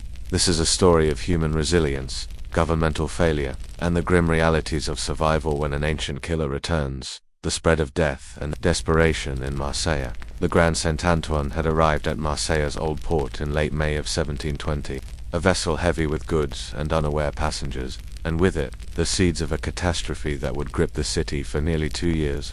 What followed was a slow, almost silent invasion of disease that transformed vibrant streets into corridors of despair. The early signs ignored warnings. When the ship first docked, concerns were raised by the port's health officers. 2 crew members had died mysteriously during the voyage, and some passengers were visibly ill. Standard protocol required that such ships be quarantined on the nearby island of Palmix for 6 days, a practice instituted to prevent the spread of infectious diseases. However, the merchants and shipowners, eager to unload their valuable cargo and avoid the costs of quarantine, pressured local officials With the complicity of city authorities and the Council of Merchants, the Grand Saint Antoine was allowed to berth and begin unloading, circumventing the quarantine rules. Unbeknownst to many, the rats aboard the ship carried infected fleas, the true vectors of the bubonic plague. These tiny creatures jumped from the ship's hold to the city's docks, spreading invisibly and efficiently. Within days, a dock worker fell ill with strange swellings and high fever. Doctors called it mysterious fever, but few suspected the plague. It was a time when medical knowledge was rudimentary, and explanations for sudden death varied wildly from divine punishment to bad air or miasmas. The plague takes hold. By July 1720, Marseille began to see a disturbing increase in deaths. Swollen lymph nodes, known as buboes, blackened skin, and sudden chills were the ominous signs that the bubonic plague was spreading. The city, home to roughly 90,000 people, was ill-prepared. Overcrowded neighborhoods, poor sanitation, and close quarters provided ideal conditions for the disease to spread rapidly. Hospitals were overwhelmed, and the usual channels of care and burial broke down. Families hid their sick at home, fearing quarantine and isolation. Entire blocks became silent as death claimed victims in the night. The smell of decay hung heavy in the summer air. Authorities initially hesitated to declare an official plague outbreak, fearing economic ruin and social panic. But as death tolls mounted, denial was no longer an option. Quarantine measures and public fear. In August, Marseille imposed strict quarantine measures. Houses with infected persons were sealed, sometimes with the family inside, left to suffer without external aid. Guards patrolled the streets to enforce isolation, and fires were burned to purify the air. Yet, these measures had unintended consequences. The quarantined became desperate, rationing food and water, their cries often unheard. Some families tried to escape the city entirely, only to be turned back at checkpoints or spreading disease to other towns. The port was closed to all incoming and outgoing ships, strangling trade and commerce. Starvation loomed alongside plague. The human cost, stories of survival and tragedy. Amid the horror, there were stories of resilience and human spirit. Local physicians like Dr. Michel Liotard tirelessly tended to the sick, often at great personal risk. Some clergy volunteered to administer last rites and comfort the dying. Yet fear bred suspicion. Neighbors accused each other of witchcraft or deliberate poisoning. Some fled, abandoning family and friends. Others resorted to superstition, lighting candles, and performing rituals to ward off evil. The city's rich fled to their country estates, while the poor bore the full brunt of the epidemic. The endurance of Marseille. Despite the devastation Marseille endured, the city's population was decimated. Estimates suggest that up to 50,000 people died over the course of the epidemic. But life slowly returned as the plague waned in 1722. The tragedy left deep scars. Neighborhoods were rebuilt. New sanitation laws were enacted, and the memory of the Grand Saint Antoine became a grim legend. Marseille rebuilds, the echoes of the plague. By the autumn of 1722, the city of Marseille had survived the worst wave of the plague. What was once a thriving Mediterranean port of nearly 90,000 souls was now a ghostly shadow of its former self. Streets were still eerily quiet, many buildings stood abandoned, and countless homes bore black crosses painted on their doors, grim reminders of the dead within. But where there is death, life insists on returning, and Marseille, broken but not defeated, slowly began to rebuild. A city of widows and orphans. The human toll of the plague had been catastrophic. An estimated 50,000 people had died in Marseille alone, more than half the population, and it was not just the elderly or the poor. The plague took children, doctors, merchants, sailors, priests, and nobles alike. It showed no mercy and no pattern. Entire families had perished, leaving homes full of possessions but empty of life. Many children wandered the streets alone, having watched their parents and siblings die in front of them. Religious institutions and local volunteers took in the orphans, though many were simply left to fate. Women who had lost husbands wore black veils and walked with slow steps, often with vacant stares. In some districts, the silence of mourning stretched on for months. For many survivors, the guilt of living through the plague when so many had died created an invisible burden. It was known as la chagrin du survivant, the sorrow of the survivor, the return of order and authority. With the death toll finally slowing, the royal government of France reasserted control over Louis XV, then still a young monarch, sent royal emissaries and military aid to stabilize the city. The crown declared the crisis over, and ordered massive sanitation efforts. Streets were cleared, Corpses buried in mass graves during the height of the outbreak were now given proper religious rites where possible. Burning lime was poured into the soil to disinfect burial sites. The air still held the scent of death and smoke, but the city's lungs were beginning to breathe again. Jean-Baptiste Estelle, the city's mayor at the time of the outbreak, had survived the plague and was instrumental in the early recovery. Though once criticized for allowing the Grand Saint-Antoine to dock, he threw himself into the restoration effort. He supervised rebuilding efforts, recruited workers from nearby provinces, and personally funded food distribution for those left starving, public works, and the plague walls. One of the most striking legacies of the plague was the construction of the Mur de la Peste, the plague wall, stretching across the countryside north of Marseille. This massive stone wall was erected during the height of the epidemic to contain the spread of disease to the rest of Provence. Though ultimately ineffective against something as elusive and mobile as the plague, the wall stood as a symbol of human desperation and determination. In the years that followed, it remained a haunting monument, a physical line between life and death, hope and fear. Post-plague, the wall became a gathering point for annual ceremonies honoring the dead. Families left candles and small notes in crevices of the stones. Pilgrims would touch the stones and whisper prayers, believing they could absorb the suffering and transform it into strength.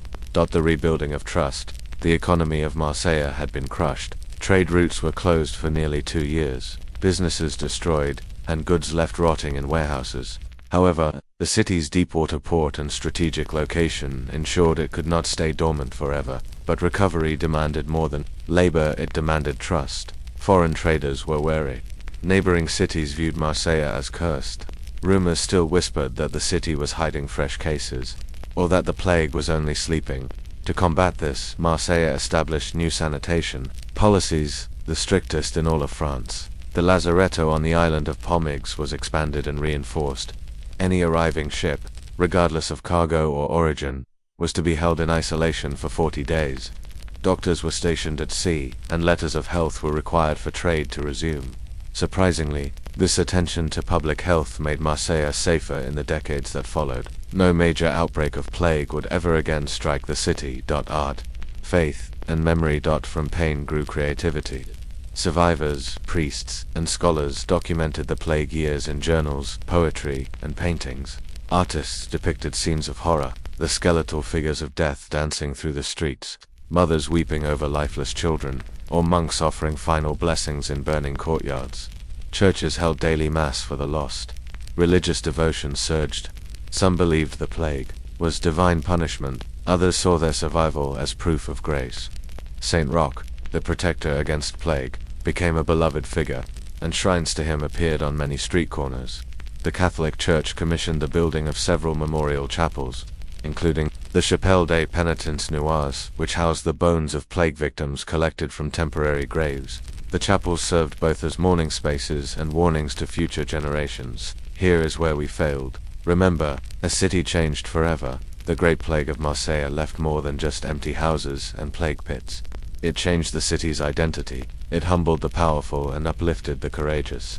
It reminded every citizen, rich or poor, young or old, that life was fragile, that arrogance led to ruin, and that survival required unity. When you walk the streets of modern Marseille today, some of the oldest stones still bear the faded carvings from that time, small crosses, dates, and names etched by grieving hands. The Lazaret de la Renque, a quarantine facility later converted into housing, still stands, and the wall in the north, overgrown with moss and wildflowers, silently watches over the land. The children who had lost their families grew up to become traders, teachers, and lawmakers. They passed down stories of 1722 their children and grandchildren, not just of horror, but of bravery, love, and the stubborn human will to rebuild. The lasting lessons, more than 300 years later, the Great Plague of Marseille remains one of the deadliest outbreaks in European history. But it is also a story of recovery. It showed how fear can silence truth, how corruption can cost lives, and how community, even after devastation, can rise again. It taught that even in darkness there is a flicker of light. And for Marseille, that flicker became a flame, one that still burns in its harbor, its walls, and its memory. Story 6. The Forgotten Files of the Doomsday Book. A kingdom in Numbers c. 1085 CE. You are standing in the cold, damp halls of Winchester in the winter of 1085. The heavy Norman stone walls press in around you, and the thick scent of woods and wet wool clings to the air. Men bustle in and out of the royal chamber, parchment in hand, their boots thudding against the worn stone floors. Outside, England is gripped by fear, but inside, something altogether stranger is happening, something boring, yet profound. King William of Normandy, known later as William the Conqueror, is uneasy. It has been nearly 2 decades since he won the Battle of Hastings in 1066 and took the English crown by force. He has spent those years putting down rebellions, building castles, and trying to bend a fiercely independent land to his will. But now a threat looms that cannot be defeated with swords or siege engines. The Danish king, Canute IV, has made it known he may try to reclaim England. It is a threat serious enough that William pauses, and he begins to think not just about his armies but about his money. How much land does he truly control? How many men can he summon from his vassals? What taxes can he collect? These questions buzz in his mind like the cold wind through the cracks of his royal residence. In response, William orders what will become one of the most peculiar and obsessive projects in English history, a complete and total survey of his kingdom. It was called Doomsday for a reason. To you, sitting today with digital spreadsheets, databases, and global satellites, the act of recording who owned what in a medieval kingdom might not seem very interesting, but for medieval England, this was revolutionary. No king had ever attempted to calculate the bones of his nation with such fine detail. And so, the royal scribes were summoned. Survey commissioners, men of learning and legal craft, were selected and dispatched across the land. Their task, to question every landholder, every free man, every tenant, and to write down with unwavering clarity what each person owned, how much it was worth, and who had held it before the Normans arrived. This was no ordinary census. It was a reckoning. To the Anglo-Saxons, the Doomsday Survey felt like divine judgment. There would be no appeals, no secrets. As thorough as the Last Judgment, some said. That's why they gave it the ominous nickname, Doomsday Book. Let's take a moment to understand what this process looked like on the ground. Don't imagine a dusty village in Essex. A team of royal commissioners arrives, trailed by guards and clerks. The villagers are summoned to the moot hall or perhaps a church, where the local landholders are questioned one by one. The commissioners ask, what is the name of the manor? Who held it before 1066? Who holds it now? How many hides of land are there? How many plough teams? How many villagers, cottagers, and slaves? How many mills, meadows, pastures, and woodlands? How much was it worth then? How much is it worth now? They recorded not just who owned land, but who owed rent, who used what mill, who fished what stream. This was a kingdom exposed to the bone. The language of the book was Latin, of course dry, abbreviated Latin, crammed into careful columns by scribes whose work was as meticulous as it was exhausting. Many used shorthand or symbols. To modern historians, deciphering a single entry is like decoding ancient ledger books. But the most fascinating detail, the survey was not simply about land. It documented the people. The Doomsday Book lists over 13,000 named individuals, lords, knights, monks, reeves, and villains. You could follow families, see how a manor had shrunk in value, or how a village had grown since the conquest, and yet, it was not comprehensive. The Doomsday Book does not include London, Winchester, or much of the far north of England. Why not? We do not fully know. Perhaps William intended to finish it later. Perhaps those areas were too volatile. Perhaps, like all great projects, it simply ran out of steam. Still, the parts that were recorded paint a strange picture of life in 11th century England, a land deeply feudal, rigidly organized, but still full of complexity. Villages with tiny strips of farmland, freemen renting mills, lords with dozens of tenants, and slaves, yes, literal slaves listed as property and labor. The scale of this data-gathering effort was mind-boggling. Within a year, 2 massive volumes had been compiled, Great Doomsday and Little Doomsday, bound in oxide, filled with abbreviations and clerical ink. They would rest in the royal treasury, untouched by most eyes for centuries. To the average peasant, the Doomsday Survey must have seemed distant and cold, just another example of Norman bureaucracy. But to us, centuries later, it is a time capsule. A moment when England was weighed and measured in ink, and yet we are left with questions. How did William actually use this knowledge? Did it help him defend against the Danes? Did the people revolt against this surveillance? And what hidden stories are still buried in those dry ink-covered pages? The penny post proposal and the stamp that shook the empire. You left off with the stage set Roland Hill. a schoolmaster with no government office or aristocratic background, had penned a treatise that would redefine the postal system of the British Empire, but convincing the bureaucracy of a centuries-old system to embrace radical change. That was the next uphill climb. It was 1837 when Roland Clepil published his famous pamphlet, Post Office Reform, Its Importance and Practicability. Clocking in at over 40 pages, the document was hardly a riveting read by modern standards, but it was a revelation of clarity and logic in its day. It laid out with meticulous detail the inefficiencies of the current postal system and proposed, quite simply, a uniform postage rate of 1 penny for every letter, regardless of distance. But there was a catch. The penny had to be prepaid. This meant introducing a physical token of prepayment. His idea, a small slip of gummed paper that could be affixed to a letter. Hill had effectively proposed the first postage stamped up to the general public. It was a stroke of genius. To the bureaucrats entrenched in the General Post Office, it was heresy, resistance and bureaucracy. The existing system wasn't just inconvenient, it was a tangled knot of revenue streams, regional inconsistencies, and bureaucratic fief. Uniform pricing and prepayment would erase a myriad of local surcharges and obliterate the need for postmen to collect fees upon delivery. The old guard balked at this, seeing it not only as a loss of income but a threat to their authority. More troubling to them was the fear of mail flooding the system. Wouldn't people start writing more if it were cheaper? Wouldn't this swamp the postal workers? In hindsight, this sounds like a good problem, but at the time, the idea of encouraging communication was seen as almost frivolous.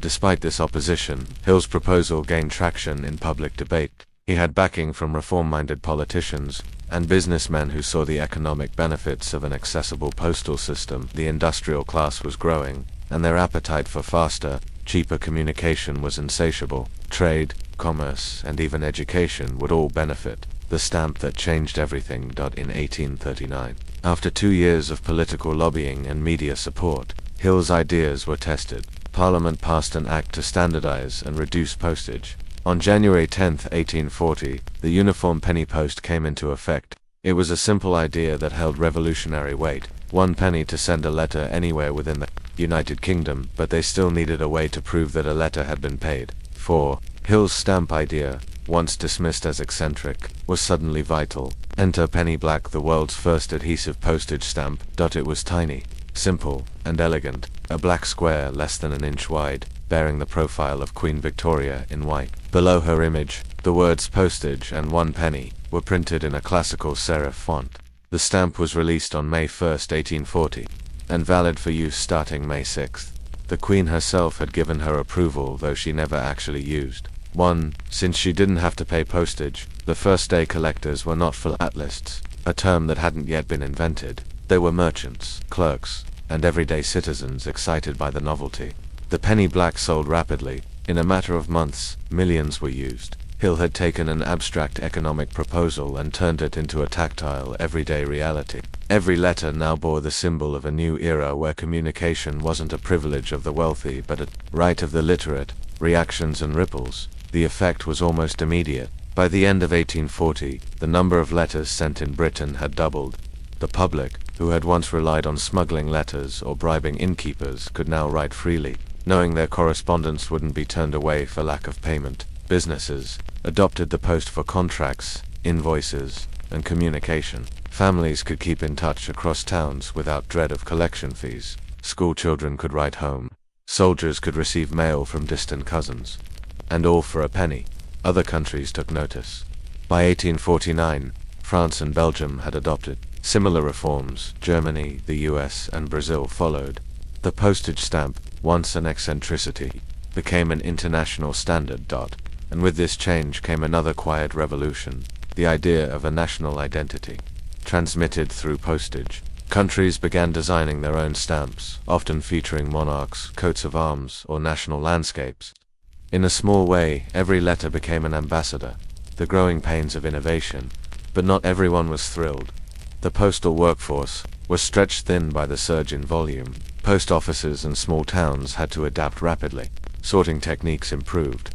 Horse-drawn mail coaches were replaced with rail-based delivery, but growing pains remained in some regions. Rural populations feared the loss of local messengers who had operated unofficial postal routes. The sense of personal connection, they believed, would vanish in a sea of standardized letters.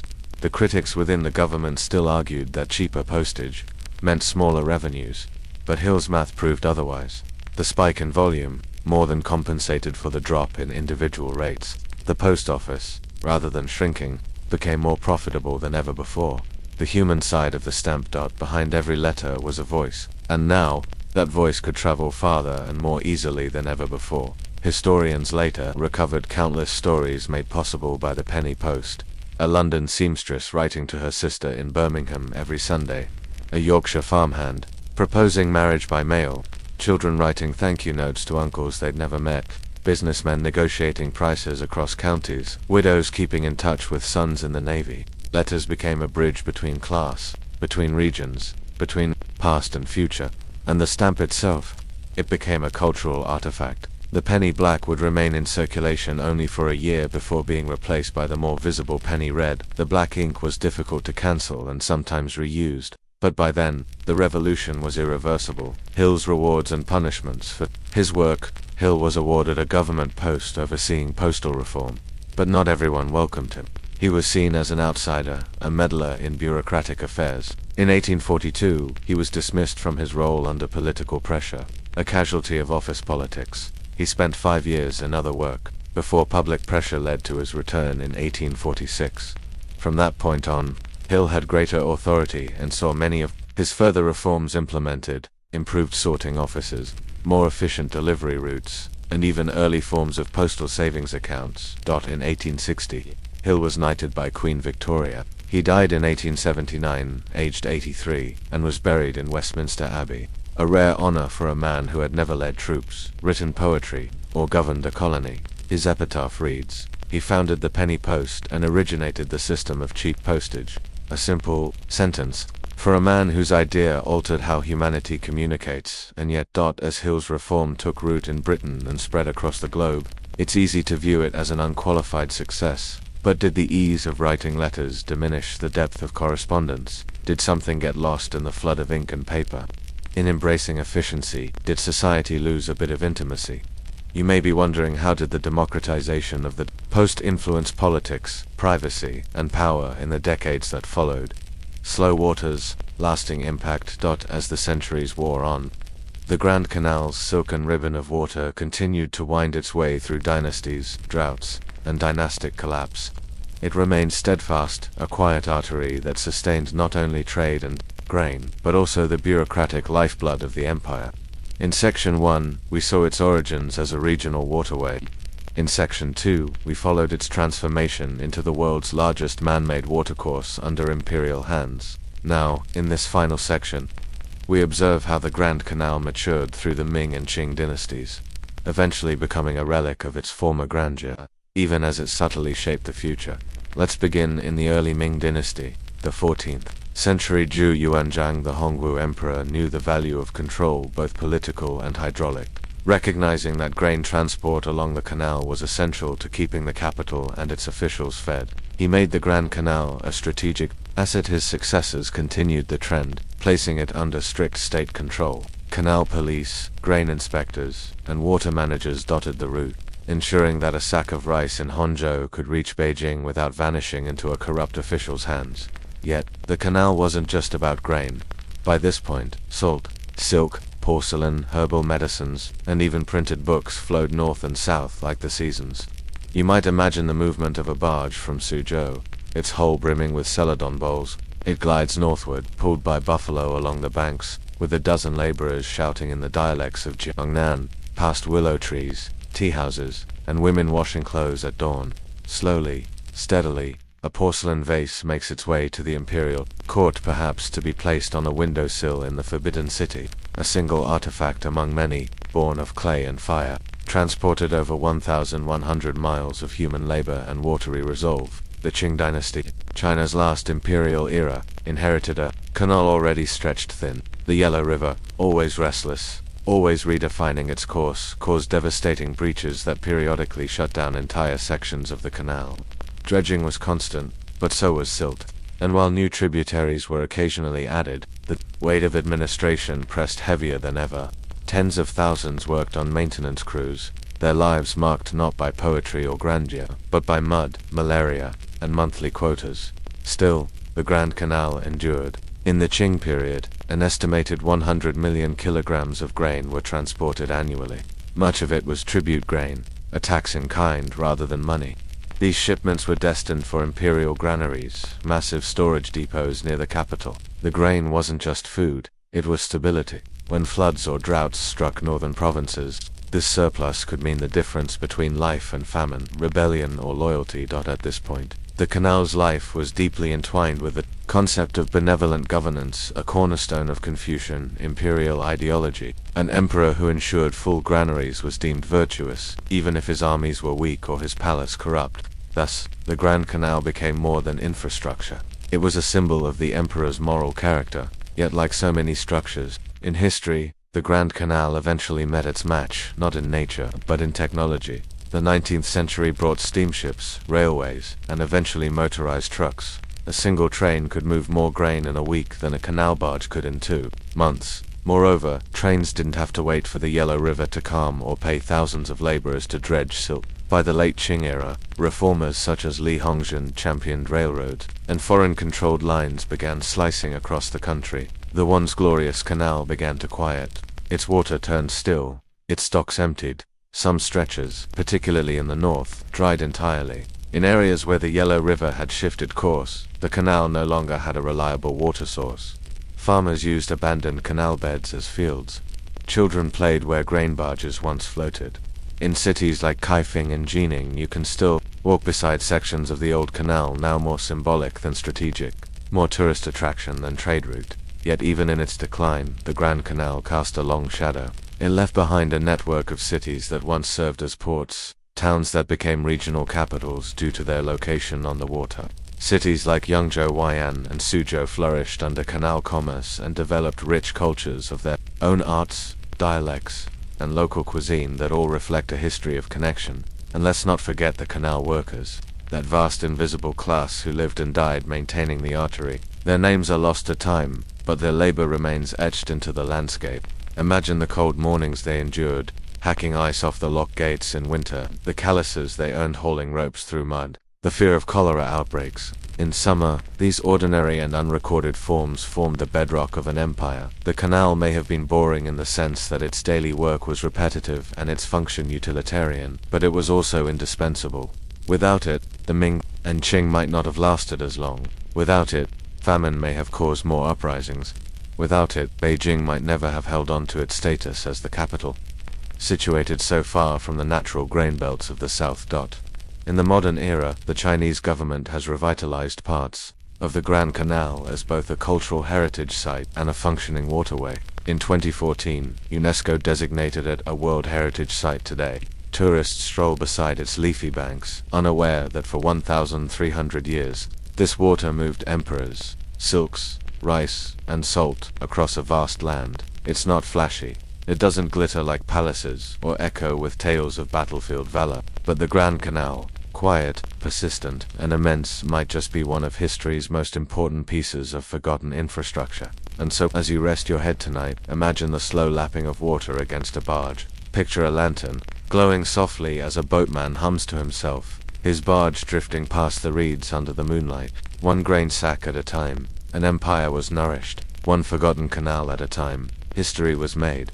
Story 7, The Alewife's Ledger, Brewing Business, and the Quiet Power of Medieval Women, Brewing the Backbone of a Village. You may not think of beer as a historical artifact, yet for most of the Middle Ages, beer was more than just a beverage. It was survival.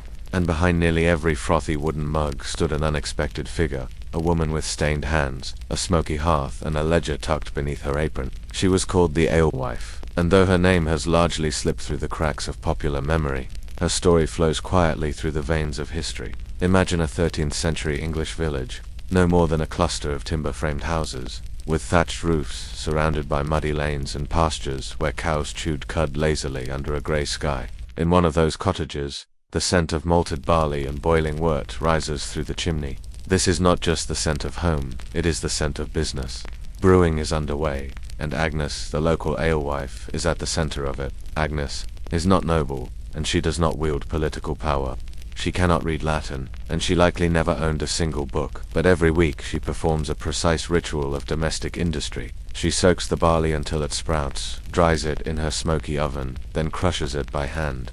She stirs the mash, adds herbs like groot, a medieval mix of yarrow, bog, myrtle, and rosemary, and lets the wort simmer over the fire. A cloth strainer separates the grains, and the liquid is poured into clay jugs to ferment, sometimes with leftover yeast from the last batch. The result: ale nutritious, filling, slightly intoxicating, and safer to drink than the water running down the village ditch. Everyone drinks it: children, monks, peasants, and lords. Water might carry disease. Ale carries calories and comfort. But Agnes doesn't just brew ale for her family. She sells it, and that makes her powerful. Alewives like Agnes were vital to the local economy.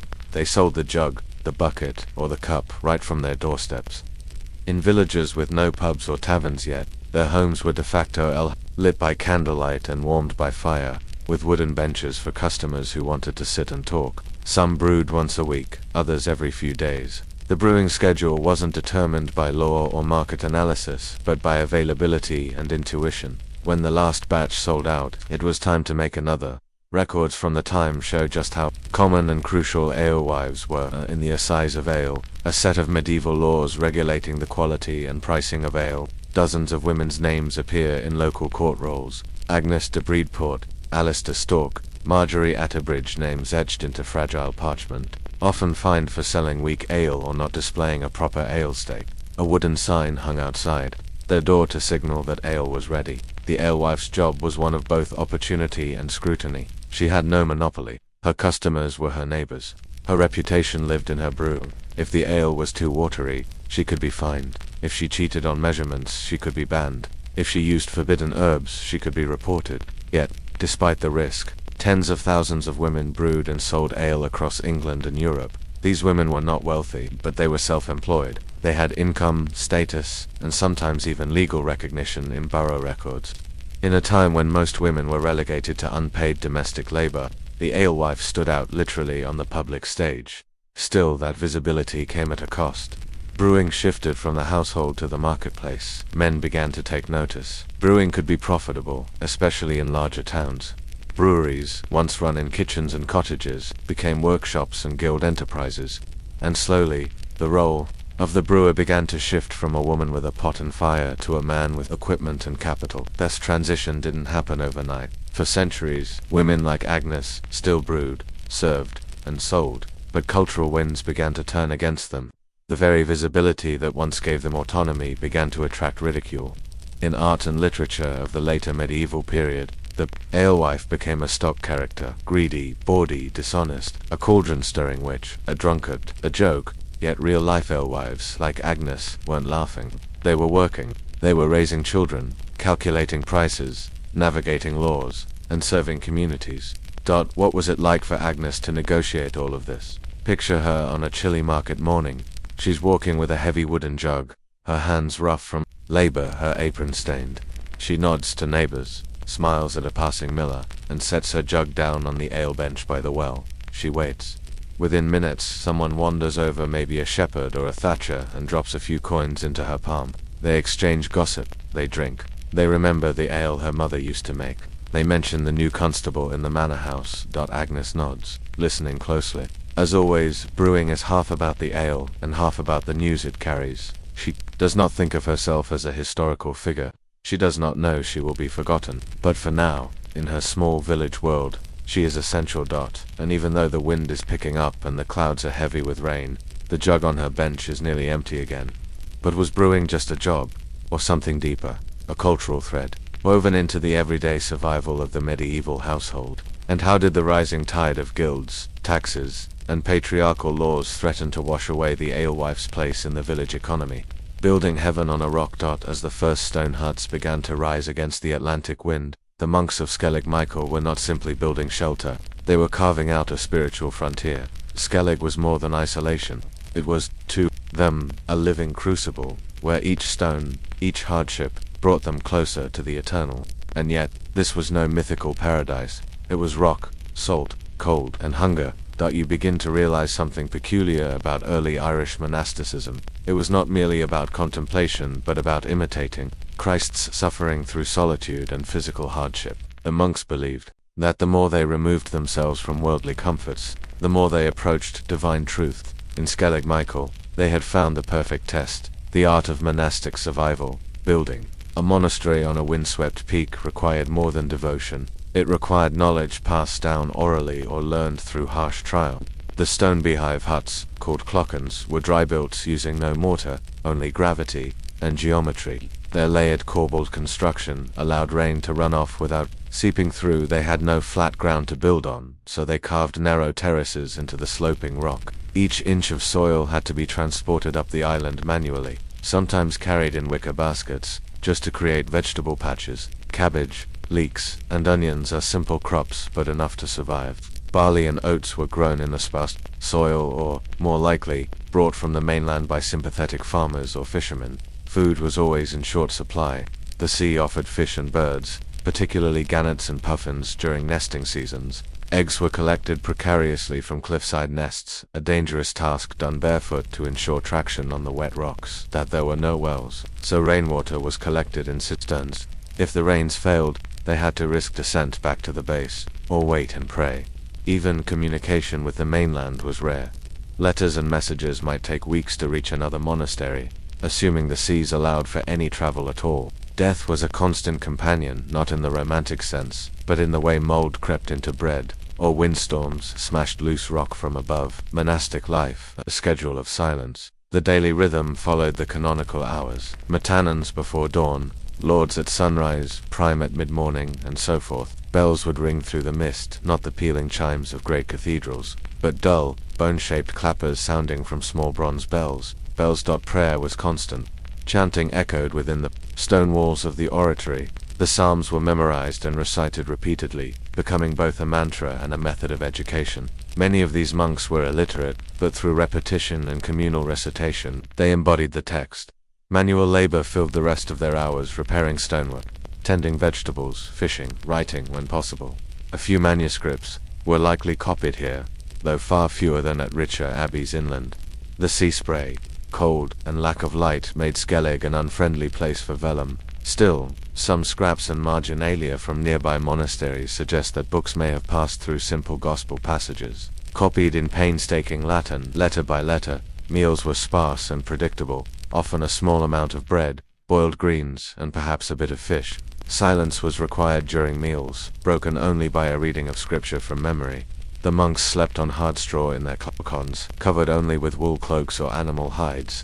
Heating fires were rare and discouraged. Smoke could damage the stone structures and distract from the discipline of suffering. Visitors, pilgrims, and raiders. Despite its remoteness, Skellig Michael wasn't entirely forgotten by the outside world. Occasionally, monks from other orders visited, either as pilgrims seeking extreme solitude or as messengers. Vikings came to more than once.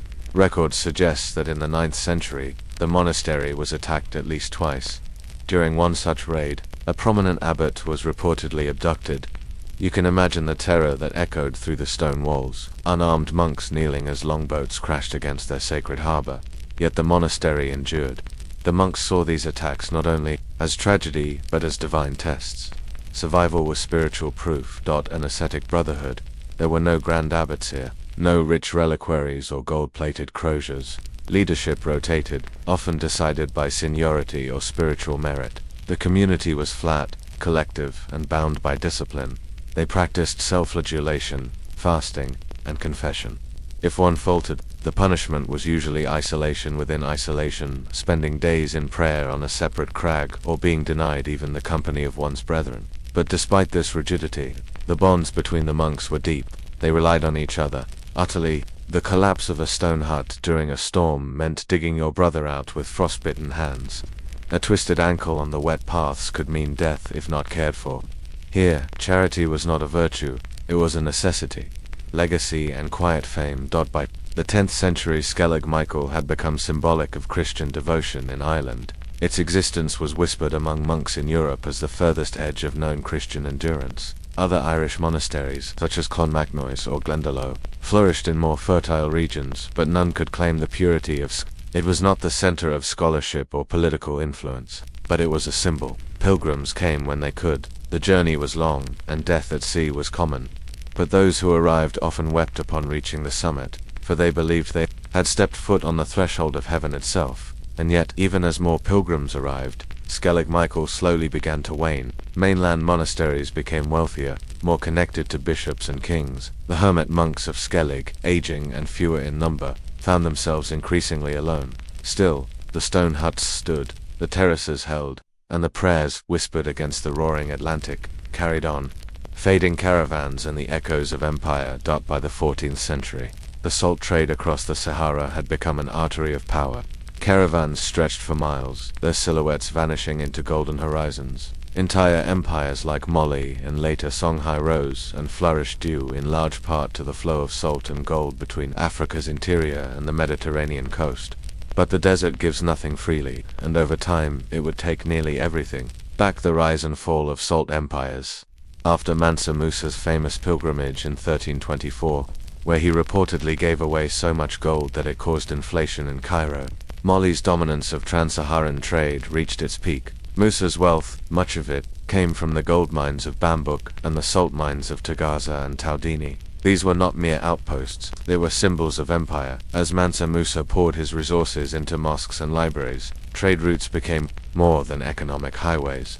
They became corridors of knowledge. In cities like Gawalata and particularly Timbuktu, scribes and scholars worked by candlelight, translating Greek philosophy, Islamic jurisprudence, and ancient African oral traditions into ink and parchment. Salt-funded education. But power, like sand in the desert, shifts. After Musa's death, Mali's grasp weakened. The Songhai Empire stepped into the void, claiming lucrative trade networks. Under rulers like Sunni Ali and Askir Muhammad, expanded aggressively. Timbuktu, once the jewel of Mali, now glistened under a new crown. Salt continued to move, camels marched, trade thrived, but threats began to loom on the horizon, not from within Africa, but from across the ocean. The sea replaces the sand.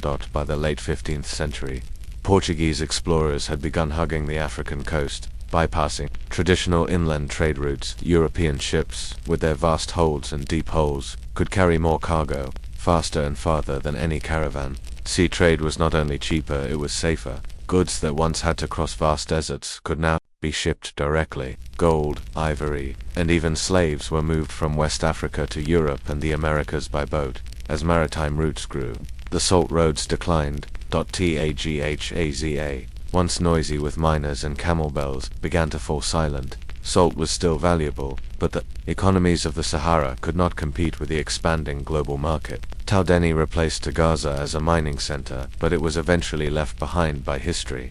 Empires fractured. The Moroccan invasion of Songhai in 1591 shattered the once mighty kingdom. Though Morocco gained control of the mines, it never restored the vast trans-Saharan network. Trade weakened. The caravans became fewer. The desert reclaimed the roads. Caravans in decline. By the 18th and 19th centuries, Azali caravans still crossed the Sahara, but they were ghosts of their former selves. The journey from Taudini to Timbuktu remained one of the most treacherous routes on Earth. It could take 3 weeks each way, with temperatures rising above 50 degrees Celsius, 122, if water had to be buried along the route in advance, or brought in limited quantities. Still, the salt slabs, called azali, continued to be transported. Each camel carried several. The caravanners, often Tuareg tribesmen, wore indigo-dyed garments that stained their skin blue. These men inherited generations of desert wisdom. They slept beneath the stars, sang poems to break the silence, and whispered prayers to ward off sandstorms. But their numbers dwindled. Each year fewer caravans departed. The towns shrank. The songs grew quieter. Modern echoes. Today, the salt caravans have not entirely vanished in northern Mali, especially in the region around Taudini. A small number of traditional caravans still make the journey. Some do it out of necessity. Others do it to honor tradition. Still others do it for the tourists or documentary crews who occasionally pass through. But these are gestures, shadows of a time when salt moved kingdoms and rewrote maps. The cities built on salt, like Togaza and Timbuktu, now struggle with war, poverty, and environmental change. The Sahara has grown hotter, harsher. Armed groups have made travel dangerous. The once glorious trading posts lie in varying states of ruin, yet the story of the salt roads is far from irrelevant, a legacy etched in dust. The salt roads may no longer carry empires on their backs, but their influence endures. Language. Words, like salary, come from salarium, the Roman payment to soldiers in salt. Borders. Ancient trade routes helped shape the borders of modern West African countries. Culture. The Fulani and Arab traders who once ruled the salt routes still carry traditions born from these roads.